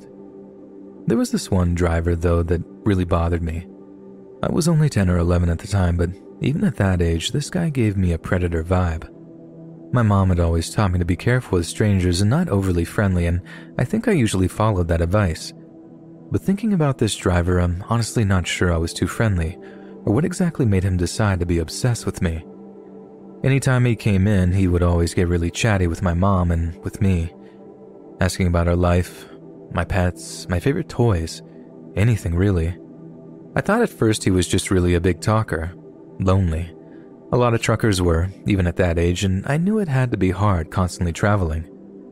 When he left though, Mom warned me that I shouldn't talk to him much if he ever came back in. Something about him was off, and even she could sense that.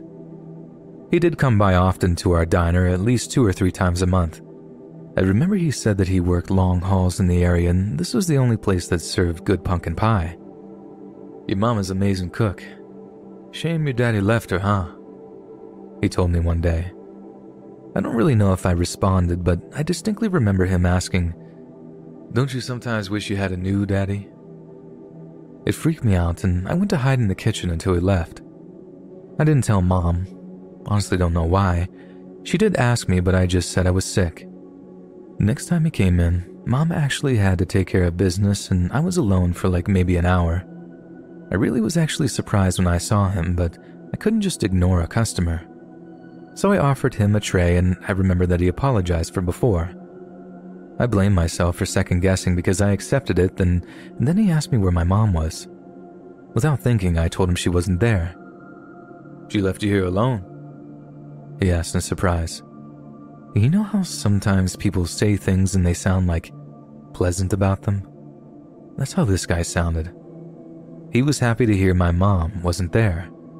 He asked when she was coming back. I told him I didn't know, and then he said something out of the blue. "Do you like dogs?" I was 10. Of course I did. "I have a puppy on my truck. Want to go see?" I thank my lucky stars my mom taught me not to be so gullible. I was uneased by the offer and told him that I couldn't leave the diner unattended, especially since Mom wasn't there. I even suggested he could show me the dog next time. "Oh, it's for my little girl. She's about your age. Next time I come through, she won't be with me. Come on, it'll only take a second." I regret that I didn't say no. I think honestly I was scared he would do something if I did say no. He insisted that his truck was right outside, and I followed, but I really did feel scared out of my mind. I saw his big truck and stopped about 10 feet away.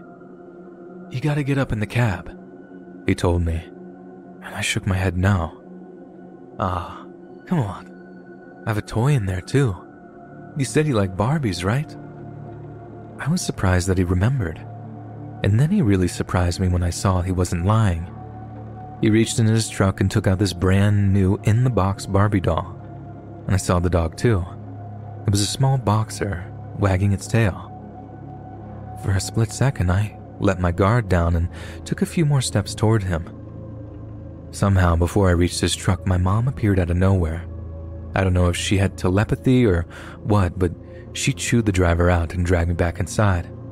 "What were you thinking?" she screamed at me later. After that incident, she refused to let him inside the diner. Honestly, I think that made things worse. He would start sending gifts to the diner, addressed to me. And I don't mean ordinary things. I'm talking about like clothes, fancy dresses. My mom was at her wit's end for about a month. When the stuff came in, she would toss it in the trash. She tried to call her sister to come watch me during the day, but the diner was pretty off the road and my aunt always claimed she was too busy. "Put her back in public school," Tammy said. But Mom said the schools were too far away and she liked me close, especially now that I had a stalker. I think someone later contacted a state trooper about the trucker, gave the officer a description and let them take all of the gifts that she had chosen not to throw away. Maybe get some fingerprints or something, I don't know. I don't really know if they ever found anything because about 2 months after that, Mom decided to move out of town. I asked her about it a few years back. Some memory had clicked it back into my brain and she got very quiet. "That man was going to take you. I think he probably would have killed you had I not been there that day," she said with a shudder. She told me that the cops had never found out who it was, despite all the things that he had sent me. And creepiest of all, she told me that he had sent me love letters. She had held on to one of them, thinking maybe one day she would contact the FBI or something, but after we moved, I guess the stalker had decided to move on. The letter said that he wanted to raise me, that I was a beautiful girl and I deserved a good father. It sounded sweet on the surface. Typed out, of course, so no way to trace it, really. I'm convinced after reading the letter that this guy was going to kidnap me and probably a lot worse.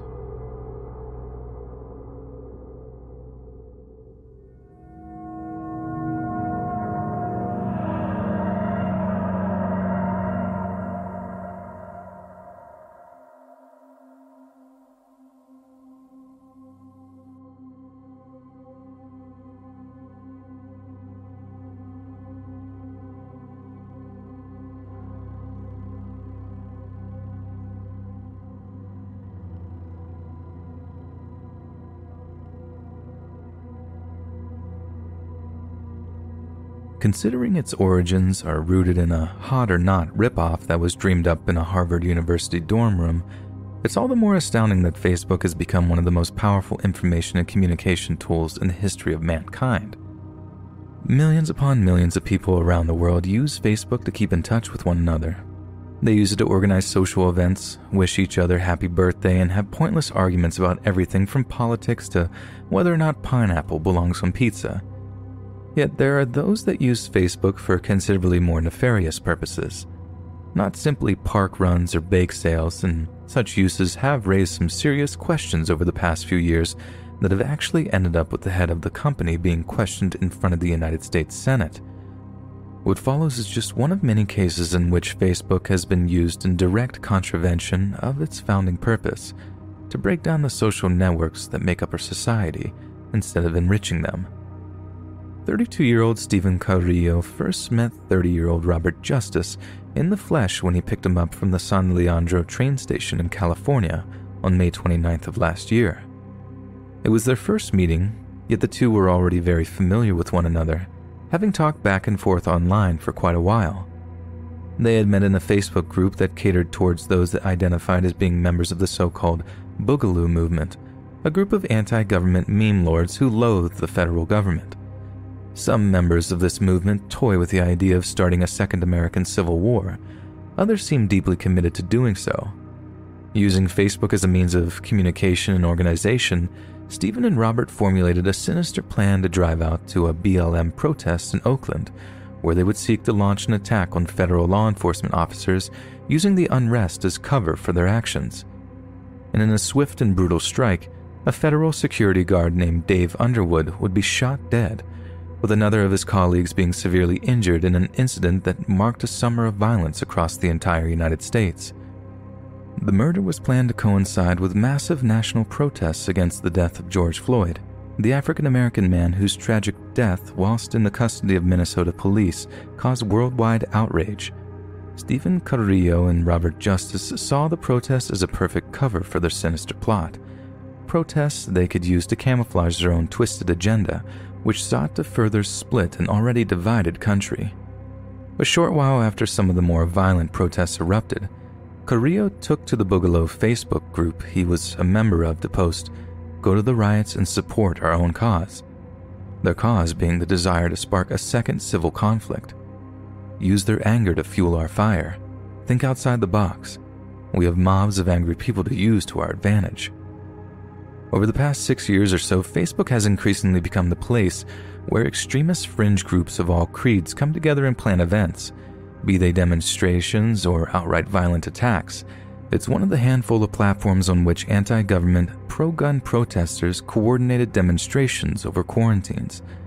It's also a platform on which leftist and anarchist groups organize themselves, for example, during the establishment of the so-called Capitol Hill Autonomous Zone. But more pertinent to this case, it's where the many discordant Boogaloo groups sought to organize their own fractured movements into something more refined and efficient. What's become known as the Boogaloo movement is a loosely knit coalition of groups comprising left-wingers, right-wingers, and anarchists. But the one thing they all have in common is that they're strongly opposed to law enforcement and either centralized government control or capitalism. Bizarrely enough, the name seems to originate from the 1984 cult breakdancing movie Breakin' 2, Electric Boogaloo, but has evolved to become a jokey reference to either violent activity in general or, in some specific cases, what many see as the inevitable Second American Civil War. While some groups have remained focused purely on anti-federal government talking points and activities, others verge on anarchism, white supremacism, or even actual neo-Nazism. When I say Nazism, I'm not talking about anything right of center, which some more cynical members of the left wing might call Nazism. I'm talking about legitimate, dyed-in-the-wool, Hitler-idolizing National Socialists who don't bother using cryptic references but straight-up Führer worship. And over the past few months, several self-identifying Boogaloo members have put their ideologies into action, resulting in their arrests for actual felonies such as building pipe bombs or conspiracy to commit acts of terrorism. Terrifyingly enough, Facebook alone is apparently now home to at least 125 of those so-called Boogaloo groups, totaling around 73,000 members. Research has shown that more than half of the groups were formed between February and April, a time frame that matches the implementation of certain lockdowns. The Institute for Strategic Dialogue, a global research organization that focuses on political extremism, agrees that the growth of Boogaloo groups' online activity is intrinsically linked to the pandemic. During the months in which lockdowns were imposed on citizens and private businesses, the Institutes report that more than 200,000 posts across social media included the term Boogaloo, a sharp rise of 52% on Twitter and 22% on Reddit. Brian Levin, the director of the Center for the Study of Hate and Extremism at a major California university, was quoted as saying, "Social media sites like Facebook serve as a virtual meeting hall for people who not only like to chat, but for extremists, and there's this whole ecosystem right out in the open." Despite Facebook allowing these Boogaloo groups to be active on its platform, the company has recently pledged that it would stop recommending them to users through its sidebar algorithm. Facebook also promised to remove any content that shared statements or images that depict, glorify, or promote any kind of armed violence. On top of that, the company said that anyone self-identifying as a Boogaloo enthusiast who has also attempted to commit mass violence will have their account pulled under its Dangerous Individuals policy, a system that originally came out due to Islamic State violence in Iraq and Syria. It was only recently that Facebook revealed that it has a team of around 300 experts with backgrounds in law enforcement, counterterrorism, or radicalization who are dedicated to studying violent or extremist behavior on the site. It is the job of this team to analyze new trends in speech, as well as how various groups use Facebook's socialization capacity to evolve over time. However, given that Facebook has over 2.5 billion users active every single month, a lot of extremist or violent activity can pass these experts by without being detected, and this is exactly what happened with Stephen Carrillo and Robert Justice's scheme to mount an attack on law enforcement officers in Oakland. Facebook released a statement in the aftermath of the two men putting their plan into action, saying that they simply did not have the manpower to be able to pick up on every single one of its users' messages or planned events. However, once news had spread that the attack had been planned on their platform, Facebook pulled the two men's accounts, citing the aforementioned Dangerous Individuals policy. A spokesperson for Facebook released a statement saying that, "We designated these attacks as violating our policies and removed the accounts for the two perpetrators along with several other groups. We will remove content that supports these attacks and continue to work with law enforcement in their investigation." But to many media commentators, this was simply not a robust enough response.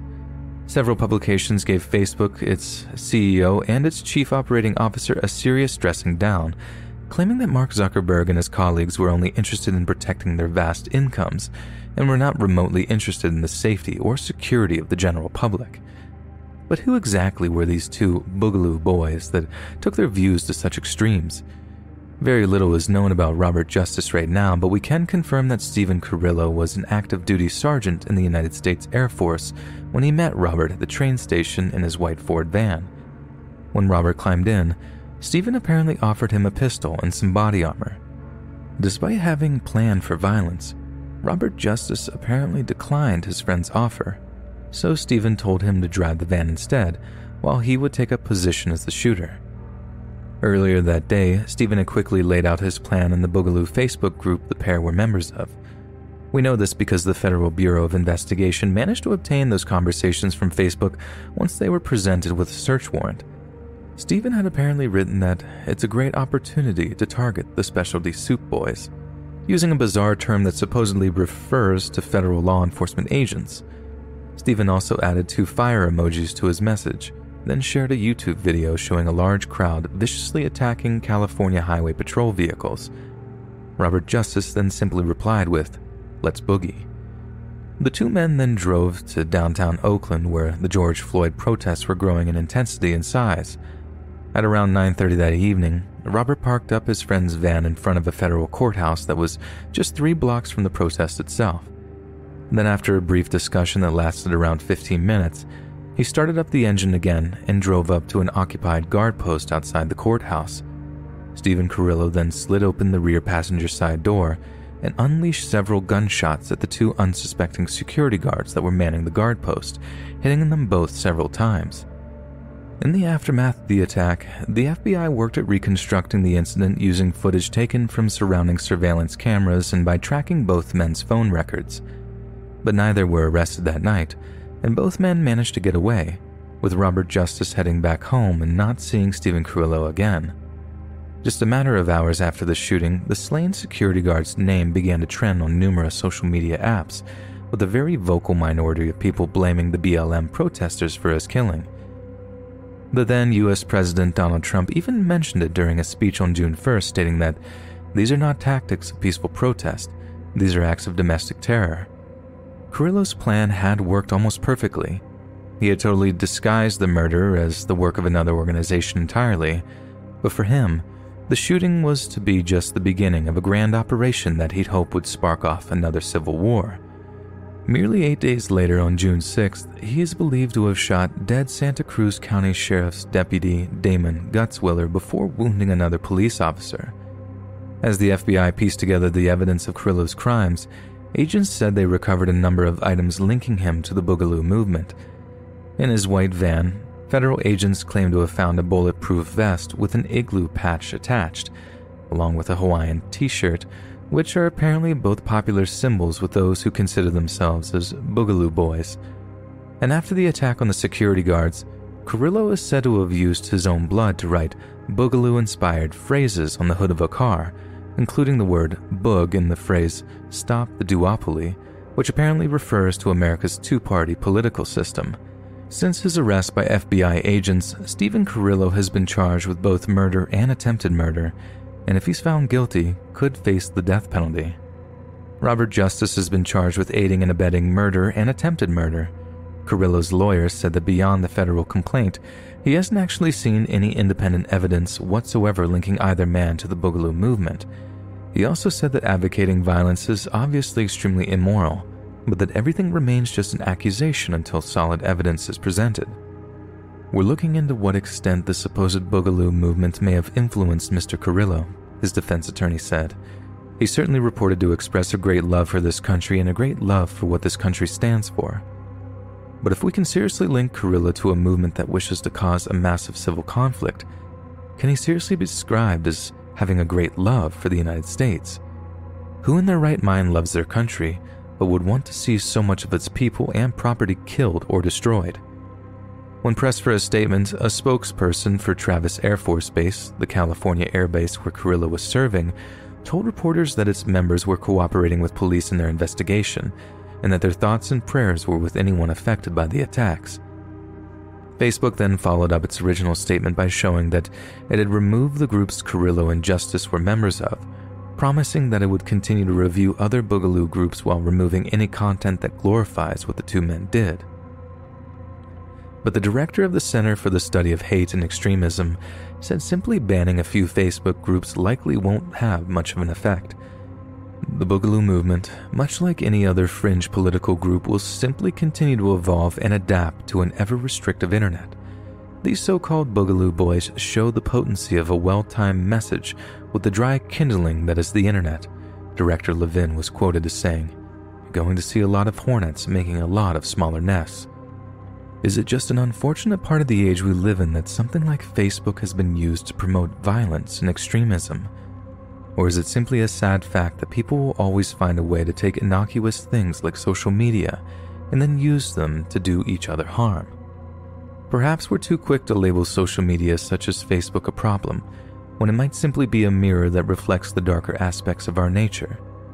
Maybe Facebook isn't the problem at all. Maybe we are.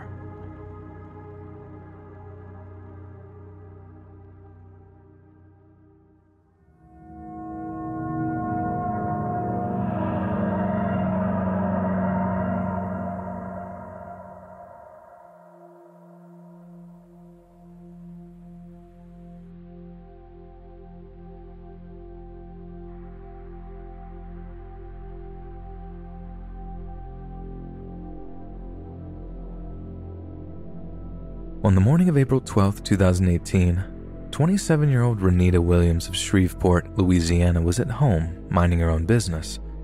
She lived at home with her mother, Anita, and had just broken up with her long-term boyfriend, Jonathan Robinson. Like many relationships, the breakup had been a messy one, and a great deal of drama had unfolded on social media websites, mainly the most popular of them, Facebook. Apparently, Jonathan had moved on rather quickly from Renita and had recently started dating a woman from Houston, Texas named Sharika Taylor. And although it's not entirely clear what the ins and outs of the social media drama were, there had definitely been some exchange between the two women that had seriously enraged Jonathan Robinson. As foolish as it often is, men sometimes attempt to defend the honor of the women in their lives. But no one could have expected Jonathan to take such extreme measures in what amounted to little more than an exchange of harsh words. Because before Jonathan pulled up to Renita's place on the morning of April 12th, he had just driven by his aunt's house to retrieve something he'd previously hidden in the basement of her home, a high-caliber, semi-automatic rifle. He was so delirious with anger that he didn't even bother to turn off the engine of the vehicle he'd driven up in. He simply grabbed the rifle from the passenger seat, kicked in the dead-bolted front door to the house, and then started shooting. It seems those first few shots were merely to terrify those in the home, because no one was actually hurt during the first few minutes of the attack. Whilst her mother and younger brother escaped from the rear of the home, Jonathan quickly located a terrified Renita, who believed she was about to be immediately executed. But apparently her ex-boyfriend had other plans for her first. Keeping her at gunpoint, he told her to grab her cell phone and begin a Facebook Live broadcast. At first, Renita had no idea why she would need to do something like that, but all slowly became clear when Jonathan began to demand she apologize to Taylor, his new girlfriend. In a terrifying public display of humiliation, Jonathan could be seen pointing the barrel of his rifle at the mother of three's head while he made her apologize over and over again for the perceived offense. She was terrified, voice quivering as she complied. Meanwhile, Renita's mother was hiding in the backyard, having had the foresight to grab her cell phone before fleeing from the gunshots. With shaking hands, she hammered 911 onto her phone's touchscreen, then begged the dispatcher to send help in a hushed but terrified tone. Yet the police were far closer than she could have imagined, because Officer Brittany Mackey was actually within earshot of the gunfire. As soon as she heard the shots, she rolled up to St. Vincent Avenue at Natalie Street and got out of her vehicle with her pistol drawn. Jonathan Robinson looked up to see the cops arrive mere minutes after he'd burst into the home, and he was seething with rage. He immediately executed Renita as she kneeled on the floor below him, then walked out of the busted front door and began shooting at Officer Mackey. Using trees and parked vehicles as cover, Jonathan sent round after round of high-caliber rifle fire into the officer's patrol car, forcing her into cover. Mackey immediately got onto her radio and began calling in backup, with her colleagues actually hearing the sound of gunfire over the airwaves. She then got as low behind the back wheel of her patrol car as she possibly could, and prayed for swift reinforcements. Just 2 minutes later, that backup arrived in the form of Corporals Joshua Pettigrew and Greg Walker. They screeched up the street, coming to a stop just short of Officer Mackey's patrol car. The officers then jumped out of the vehicle, took cover behind the open doors, and sent a torrent of .45 caliber pistol bullets at Jonathan's firing position. The overwhelming firepower pushed him back into the house, and the two corporals lost track of their target. The next two cops on the scene were two special response team members, Corporals Landry Ducto and Michael Gerbine. The pair took off running for the other side of the street, but Jonathan opened fire once again, this time from a vantage point on the second floor of the house he was occupying. The air around them cracked and whizzed with .7.62 bullets, ricocheting off the concrete as they narrowly missed their targets. but luckily, neither officer was wounded. He's in a sniper position, another officer can be heard screaming on a police cruiser's dash cam. Get down. Robinson had the supreme advantage of a concealed elevated position coupled with high-caliber weaponry, and for almost an hour, he kept every officer pinned down and unable to approach his position. They were so heavily outgunned that the only 2 shots that managed to fire were to disable the car Robinson left running in the driveway when he barged into the Williams home. Plus, the police had no idea where he was even shooting from and couldn't risk civilian casualties by peppering the entire home with bullets. To the officers pinned down at the scene, waiting for a full special response team to arrive seemed like an eternity. Eventually, a full police SWAT team was pushing up towards the house, preparing to breach and clear the entire structure to locate and eliminate the active shooter. Yet just as the team was cleared to breach, Jonathan indicates to those on scene that he wished to surrender. They hesitated and fell right into his trap. He opened fire on them first and sent a bullet smashing through SRT operative Robert Entrikin's right wrist. "I've been hit," Entrikin cried over his radio. "Officer hit." Another torrent of bullets are exchanged for a few moments before a sudden lull in the volume of fire. Then, to the surprise of the attending officers, Jonathan appeared to walk out of the busted front door again. Only this time, he was unarmed, and he proceeded to lie down on the front lawn of the house in a show of surrender. The SR team rushed in, putting cuffs on the shooter before dragging him away. Renita's mother and brother are led away from the scene safely, but heartbreakingly, Renita had succumbed to her wounds before the EMTs could get to her. At his murder trial, Jonathan Robinson pled guilty to first-degree murder and admitted to investigators that he fired on police officers because he wanted to die. He narrowly escaped the death penalty by agreeing to a plea deal presented to him by prosecutors and was later sentenced to life in prison. 100 years ago, a person would have to drag another into a busy street to perform a public execution. But nowadays, all it takes is a few button clicks on a cell phone to have all your family and friends watching as you're executed in cold blood by some deranged killer. And such incidents can happen so fast that there's simply no way of preemptively or actively censoring them, no matter how hard Facebook might try. As long as there's a technology available that allows us to share all the intimate details of our lives, humanity seems to relish in sharing not just the good and positive, but also the darker, more terrifying things too.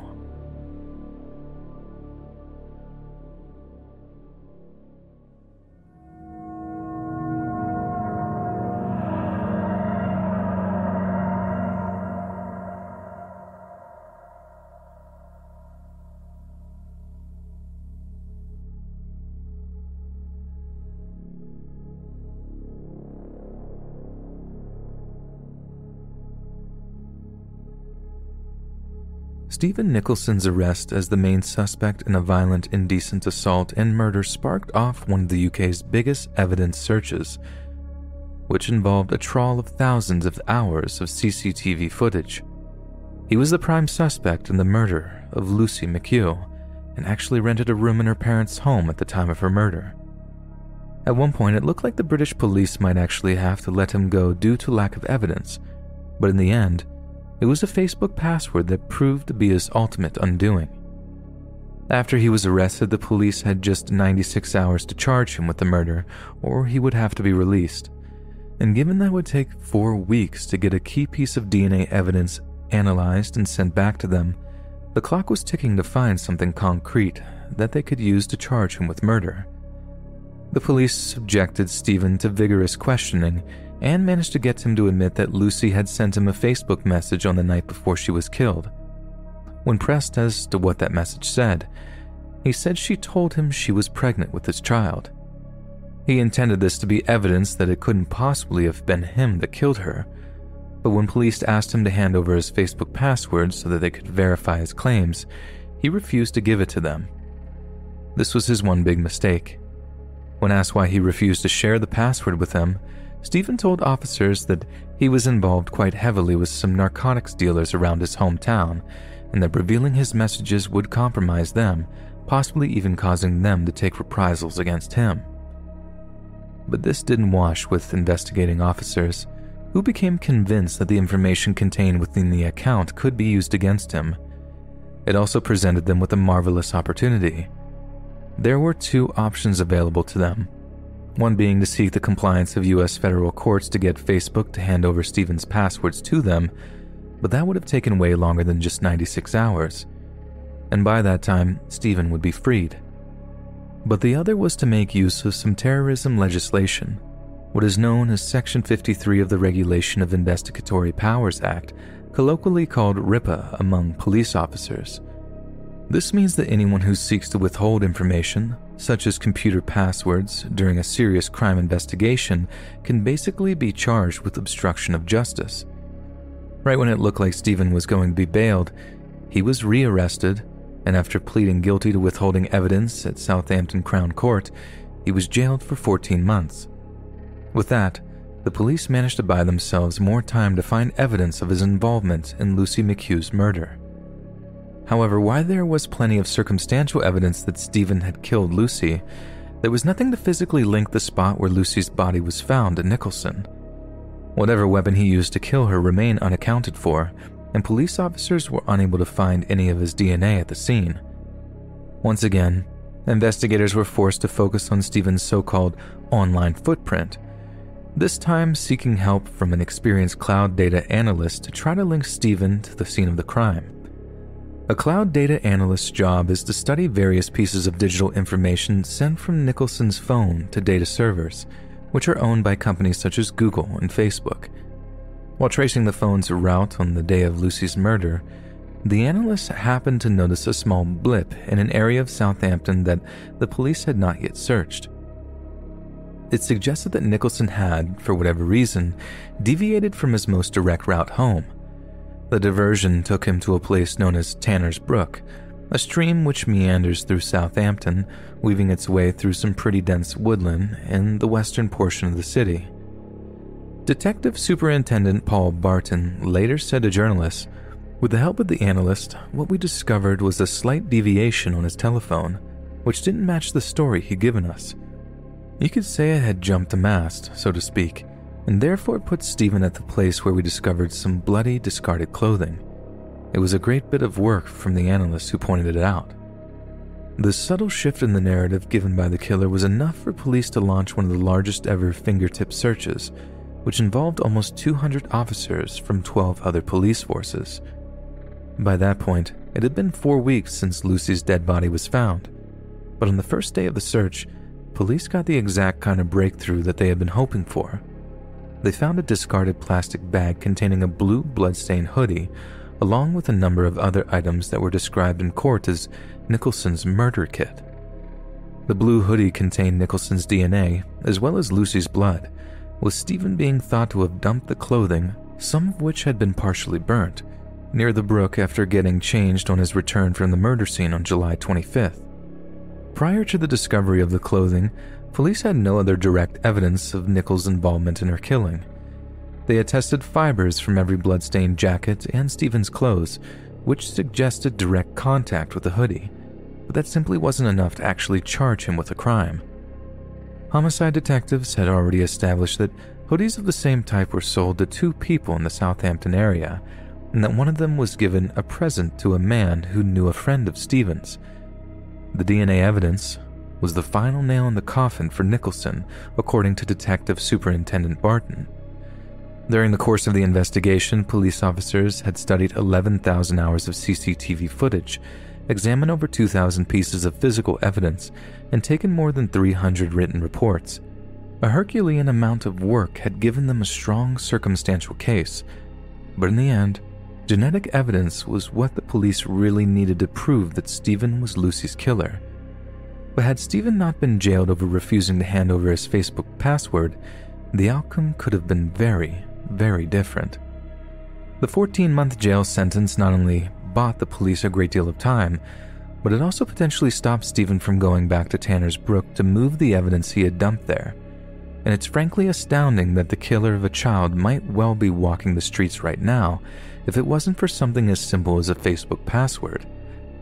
Public prosecutors were eventually granted access to Stephen's Facebook account on the first day of his murder trial, but found that he had deleted most of his messages before he was arrested. As it turned out, it didn't matter in the least bit if Stephen gave them the password. He still wouldn't be able to be charged based on the absence of the messages. If he'd only gone and given police the password, he might still be free to walk the streets. One of the prosecutors, a Mr. Montague, criticized the protracted process, saying that for him, the personal side, the human side, is we have a 13-year-old child that has been murdered under ferocious circumstances.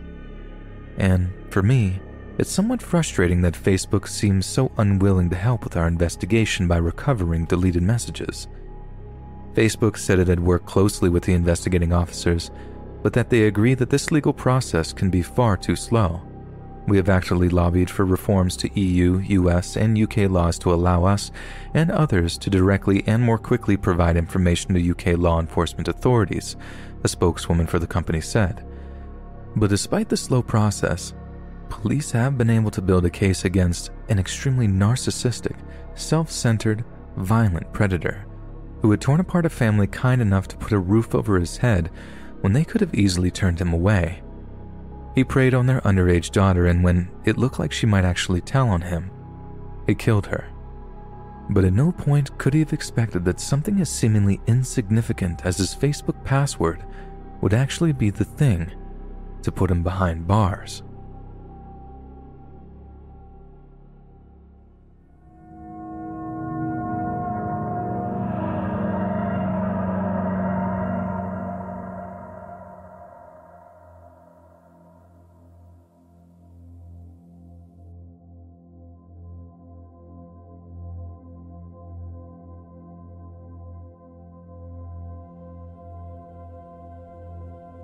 On the night of December 16, 2019, 49-year-old road sweeper Mark Branford proposed to his 32-year-old girlfriend, Kaylee Dunning.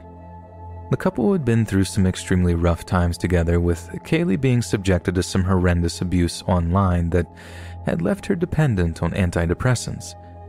In October of the previous year, Kaylee's phone had been stolen, a phone that had contained a number of intimate selfies of her, lewds and nudes that some might call them. On discovering them, the sick individual who stole her phone then sent these images to Kaylee's father, brother, and employer. The same person then set up a Facebook account using some of the illicit photos of Kaylee as display and cover photos. The whole ordeal was obviously extremely damaging to her mental health, and she increasingly sought comfort from Mark. As much as it was a horrible time for her, the trauma only strengthened their relationship, with Mark being able to prove that he could make her feel better after being subjected to such a dreadful abuse. They both tried to push back against those that were doing it, with Kaylee going to the police numerous times, while Mark also claimed to be receiving multiple abusive messages. He even claimed to have at one point called the phone number that was connected to the Facebook account and said he had heard scarily familiar voices on the other end. But despite their best efforts, the police simply couldn't do anything about it, and the couple were forced to basically endure the abuse together. This all led to the night he proposed to her, or at least this is what we're led to believe, because a night that began with him asking for her hand in marriage ended with Kaylee being beaten to death with a crowbar. What we know for certain is that Mark Branford, the very same man with whom Kaylee sought refuge from the anonymous online abuse, was actually the very same man who was sending her the abusive messages in the first place. He was the one who had stolen Kaylee's phone, using it to set the fake Facebook account while sending her nudes to her friends, family, and colleagues. But what's not clear is what led up to the killing, and that there are only two main theories that we can fall back on to explain the sequence of events. The first theory is that the murder wasn't planned, that somehow in the course of proposing marriage, Mark had felt so guilty that he admitted to being the one behind the abuse. Maybe he'd only done it to drive Kaylee away from her family and friends, to ensure he was the only one she could trust or the only one she loved.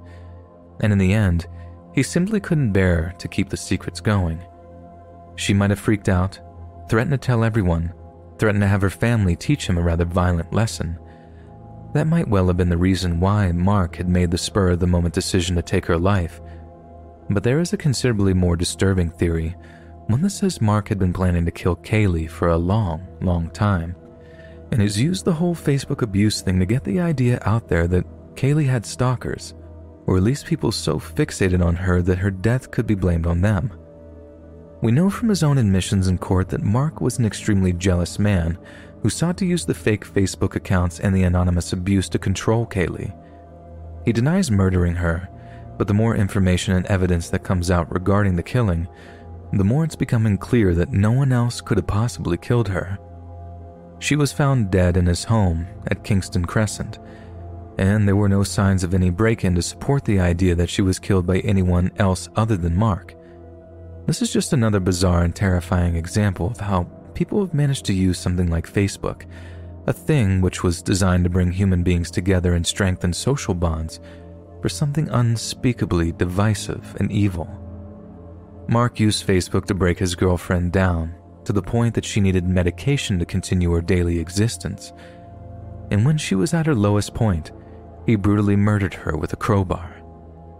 It's frankly horrifying how people see the potential for death and destruction in even the most benign places.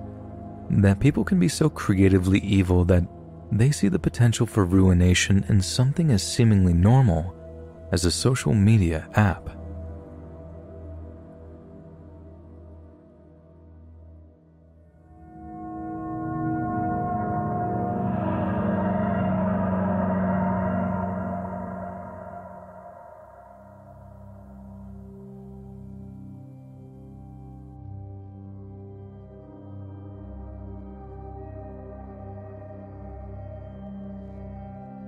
I'm kind of weird about social media these days. I used to be really into Facebook when I first moved to college. It kept me in touch with family and friends back home, and it was a nice feeling like I wasn't so far away from them. Building up a collection of photos, checking into places, sharing every little detail of my life so that everyone could see how great I was doing. My entire world was online for all to see. And because I'm dumb, I was pretty liberal about my privacy setting too. So one day I get this message request from someone that I've never heard of before. It just said, "Hey." I checked their profile to see if they were in the same class as me or something, but it turned out we had no mutuals, and they lived on the other side of the country. So as you can imagine, I'm pretty confused as to why they're messaging me, but I'm also curious. So I just reply, "Hey man, do we know each other?" I don't know what I was expecting him to say when I saw that he was typing a reply. And I remember thinking that maybe he was looking for someone with the same name as me or something. But then his response pops up and all it said was, "I'm going to kill you," with a cowboy emoji on the end. I stare at the message for a few seconds, not scared at all, just like, what? I mean, the cowboy emoji was what made me take another look at this dude's profile, seeing a bunch more pictures of him shooting guns and wielding knives in the woods somewhere. I mean, that was at least a little intimidating, but what got me were all these rants that he'd posted about how much life sucked, how unfair things were, and how he'd love to take it out on someone who deserved it. And then the videos that were unplayable because they'd been removed by Facebook admins, but still had captions like, "That chainsaw goes through his neck like butter," and a crying laughing face emoji. That's when I started to worry. It didn't seem like this guy was just having fun, playing a prank on a stranger by trying to scare them. He seemed legit crazy and seriously angry. That nutcase could have been studying every one of my statuses, picture posts and check-ins for weeks before he decided to message me. He could have screenshotted all of my stuff too, so it didn't matter if I blocked him or not. He had my name, my school, where I hung out, the names of my family and friends, everything. I thought maybe I was just making a big deal out of nothing at the time, but later on I could barely sleep thinking about it. How horrifying a thought it was that he could have been driving across the country as I lay there in bed, having just picked a person at random to kill and being crazy or angry enough to actually do it. You can call me paranoid all you like, but I just couldn't get this guy out of my head. Like the idea of him hunting me down or whatever was unnerving enough. I mean, he had enough info on me to be able to ambush me at a dozen different places that I just couldn't avoid because they were school or grocery shopping or just my dorm. But what had me freaked out is that creep might have been able to learn so much about me, and I was dumb or vain enough to let it happen in the first place. I knew the internet was full of crazies. I just didn't expect it to reach and touch me in the way that it did. If I didn't make it clear already, I did actually block the guy, but some weird grim curiosity had me unblocking his account one day so I could sort of check up on him and make sure he wasn't about to do something too nuts. There were no rants, no threatening statuses, just a long series of photo posts that made me think that he'd taken up photography or something. I'm scrolling through them when I started to get this familiar feeling from looking at the scenery. I couldn't be 100% sure, but I'd swear a lot of the pictures he'd taken were of things that were around the town I was living in. There were no street signs or anything, nothing that actually confirmed he'd actually driven across the country, but if he wasn't taking pictures in a town that looked remarkably similar to mine, then I could have been in a whole lot of trouble. I expected that guy to jump me for weeks after, like I was a complete nervous wreck. It messed with my sleep, I lost a bunch of weight, being in an almost constant state of anxiety for the better part of a month. He didn't find me. Nothing happened as a result, thank God.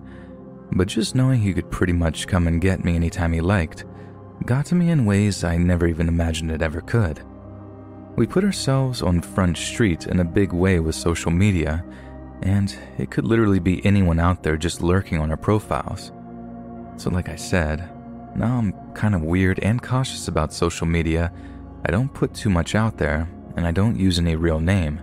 I run the strictest privacy settings possible, and I really recommend you do too.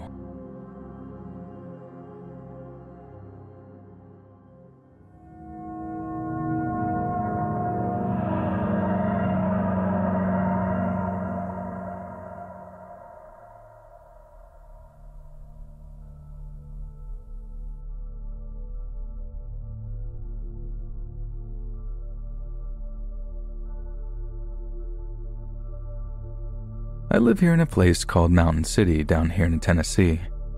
So this is going back about 10 years after I graduated high school when this really messed up story started going around about one of the other kids that I graduated with.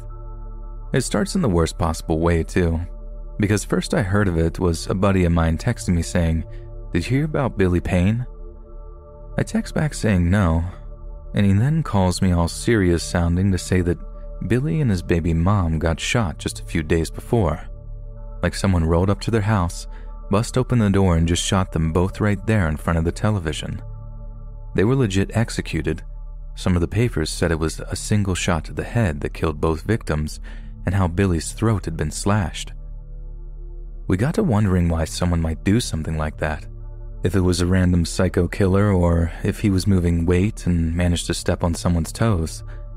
I did remember hearing about Billy messing around with drugs a few times, so it wasn't totally out of the question, but he must have done something serious to have whoever it was shoot his baby mama right there too. Like that's real cold-blooded, you know? But even saying that, he just didn't seem like the kind of guy to get involved with serious gangbangers. Anyway, the cops catch the two guys who committed the murder. One of them is this Vietnam vet who said in court that he was ex-CIA too. Anyway, they get charged, go up in front of a judge, and you know why they said they did it? Because the CIA had told them that the two murder victims were part of some evil group that was planning on killing their daughter. But in reality, Billy Payne and his baby mom were shot dead because they unfriended one of the killer's daughters on Facebook. Can you actually believe that? That someone would take social media that seriously and actually kill somebody because of a friend request? I mean, I didn't. I was convinced that there was more to it than that, and as much as it made me feel like a gorehound, I stayed interested in the trial to find out why they'd done something so horrendous. Like the cops found Billy's baby alive in his mom's arms. Poor kid is going to grow up without a mother and a father. But then yeah, that's the only reason or motive established, and the prosecutor brings up Facebook messages detailing intense arguments between Billy, his girlfriend, and the girl who got unfriended. They'd argue about it back and forth for hours with some pretty harsh language exchanged too, and then the girl says that she's going to tell her dad. I don't know if the girl just didn't expect her dad to actually go kill them or that she knew he'd overreact. But if it's the latter, then she has blood on her hands too, as far as I'm concerned. Like it's the way she told her dad too. She just didn't tell him direct. She invented some fake CIA agent that got in touch with her dad over Facebook to tell them all this messed up stuff about how their daughter was in grave danger. I suppose it just scares me that people could take something like Facebook that seriously, but it's obvious that some people out there put so much belief in social media that they're willing to kill over perceived insults or whatever. And that's why I keep my social media presence pretty small these days. Aside from all the ratchety drama that goes on in our timelines every so often, it's just not a healthy place for some people, and it kind of blows my mind that Facebook could be the reason that anyone got shot.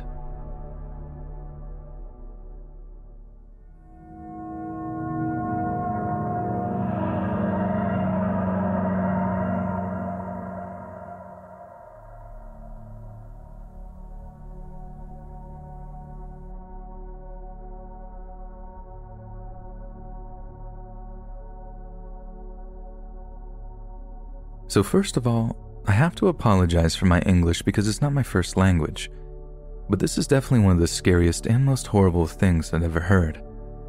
A few years ago, we had this big incident here in the Philippines involving Facebook. This guy's wife was over in Canada for her job and she got into an argument with the husband via Facebook. I think he wanted her to come home to Quezon early because he missed her or something, and she refuses because her contract isn't finished yet. I'm guessing the husband was being really nasty and unreasonable because for some reason the wife stops replying to his messages altogether. Now this couple had a 7-year-old daughter together, one whose picture the media showed a lot in the days after the incident. She was so cute and it breaks my heart that anything happened to her, but it also makes my blood go cold that anyone could lay a finger on her, especially the girl's own father. Because in response to his wife ignoring him on Facebook, maybe even threatening to leave him, I don't know, he actually kills their daughter. He stabbed her in the neck and chest, then took pictures of the body and uploaded them to Facebook while tagging his wife in the pictures. Can you imagine how horrific that must have been? To get a notification on your phone or laptop or whatever device, seeing you'd been tagged in a picture, only to then see it was your own dead child. Not only that, but your husband, the kid's dad, the one other person in the world whose one job above all else is to protect them, is the one that actually murdered them. That's true horror to me. Like I can't even wrap my head around it. There was video released of him in custody, I think his name was Mark, and the police were showing him pictures of what he'd done to his daughter. And this guy is just screaming and screaming, not being able to believe he'd killed his own child.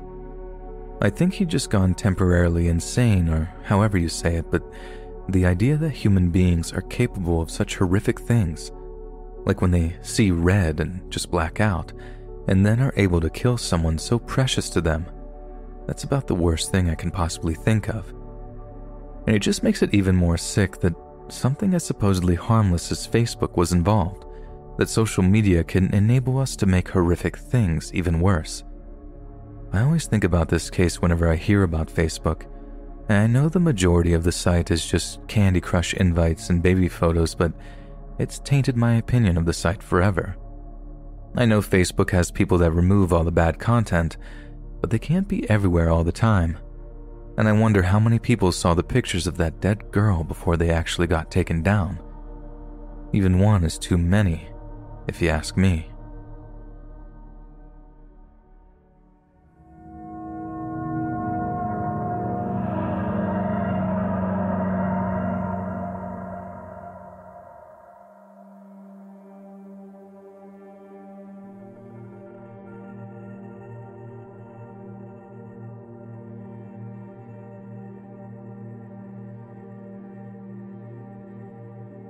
Sometimes Facebook just seems like a powder keg of trouble.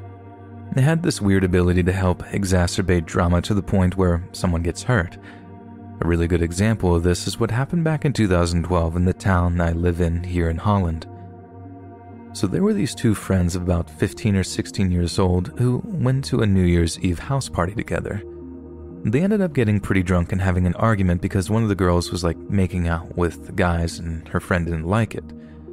So the next day, one friend basically calls the other a sleaze on Facebook.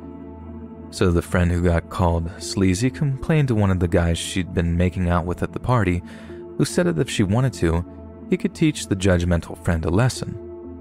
I think it says a lot about how petty and spiteful teenage girls can be to each other, but the girl who got accused of being sleazy says yes to this, that she wanted her friend to regret saying mean things to her. So instead of just sending over some rude messages or whatever, this guy gets in touch with another friend of his, who agrees to actually go over to this girl's house to beat her up or something. Yeah, actual violence because of a few comments on freaking Facebook. Only he doesn't just slap her around or whatever. He takes a knife over to the girl's house, rings on her door, and then stabs her repeatedly with it.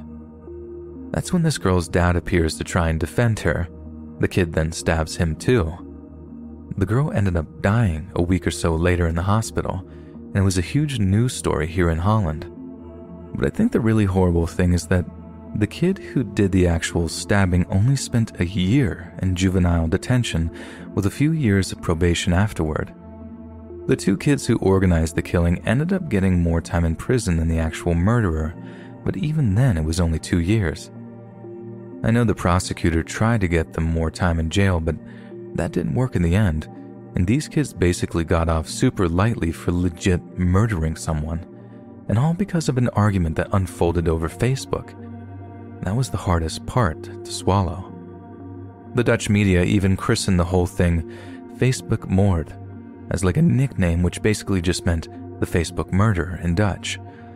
I'm not saying the whole murder wouldn't have happened if it wasn't for Facebook, but honestly, there's no doubt that it made it easier to organize.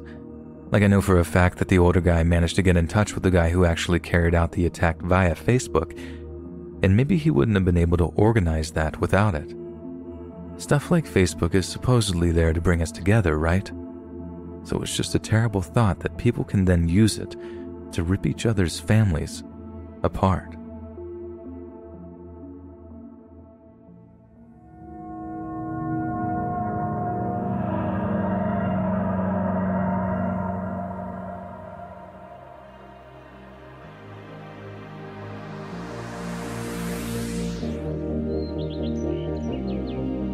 Hey friends, thanks for listening. Click that notification bell to be alerted of all future narrations. If you got a story, be sure to submit them to my subreddit, r/letsreadofficial, and give and receive feedback from the community, and maybe even hear your story featured on the next video.